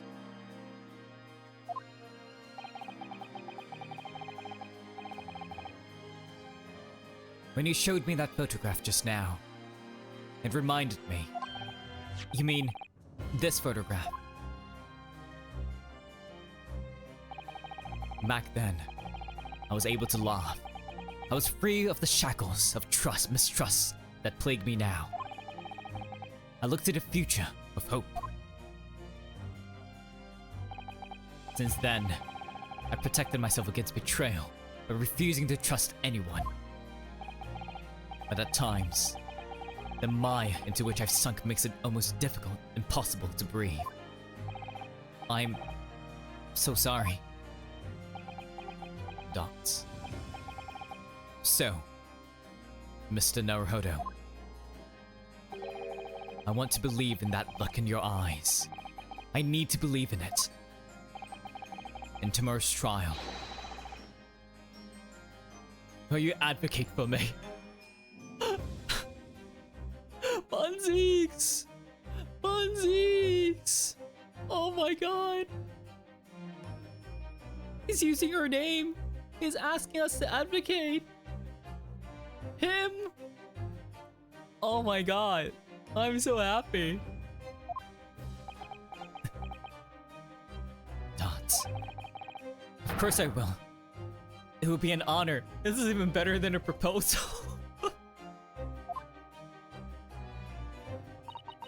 I'm so pleased, Mr. Naruhodo.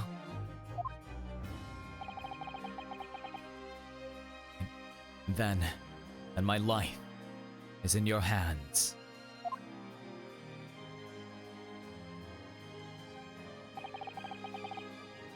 For Lord Von Zeeks,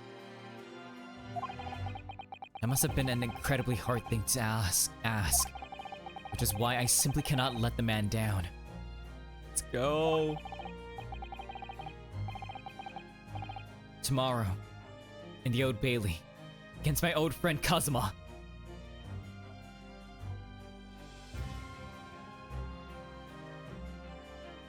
Let's go! Oh my god, that is so good. Save progress, let's go. God, okay. So I'm gonna call it here. Thank you so much for stopping by. I really appreciate it. If you've got the rest of the day going for you, please have a very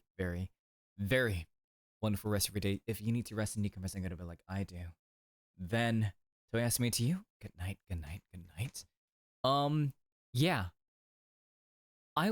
So originally I was gonna do Genshin tonight, but I looked at it again. I looked at the event, and it was not really like a story event. Right? There was not much story, if at all. So I figured probably best to do something else. So yeah, I don't know if what I want to be doing is the thing. Do I want to like do Honkai just so I can get back into the swing of things and like finish up 3.2 as much as possible? Or what else to do? Also, in terms of like my anniversary, I'll most likely do it next month. This month, there's gonna be a little bit busy, like because I'm waiting for some news among other things. So I rather like there's some personal projects that I need to get done with. So probably next month would be the easiest, I would think. So yeah, I will let y'all know what I want to do. I probably won't do the Great Ace Attorney tomorrow, because I want to do, maybe I'll do Honkai. Yeah, I'll get started on 3.2. Yeah, that sounds like a plan. So that's gonna be it for me tonight. Let's see. Is there anyone we can raid?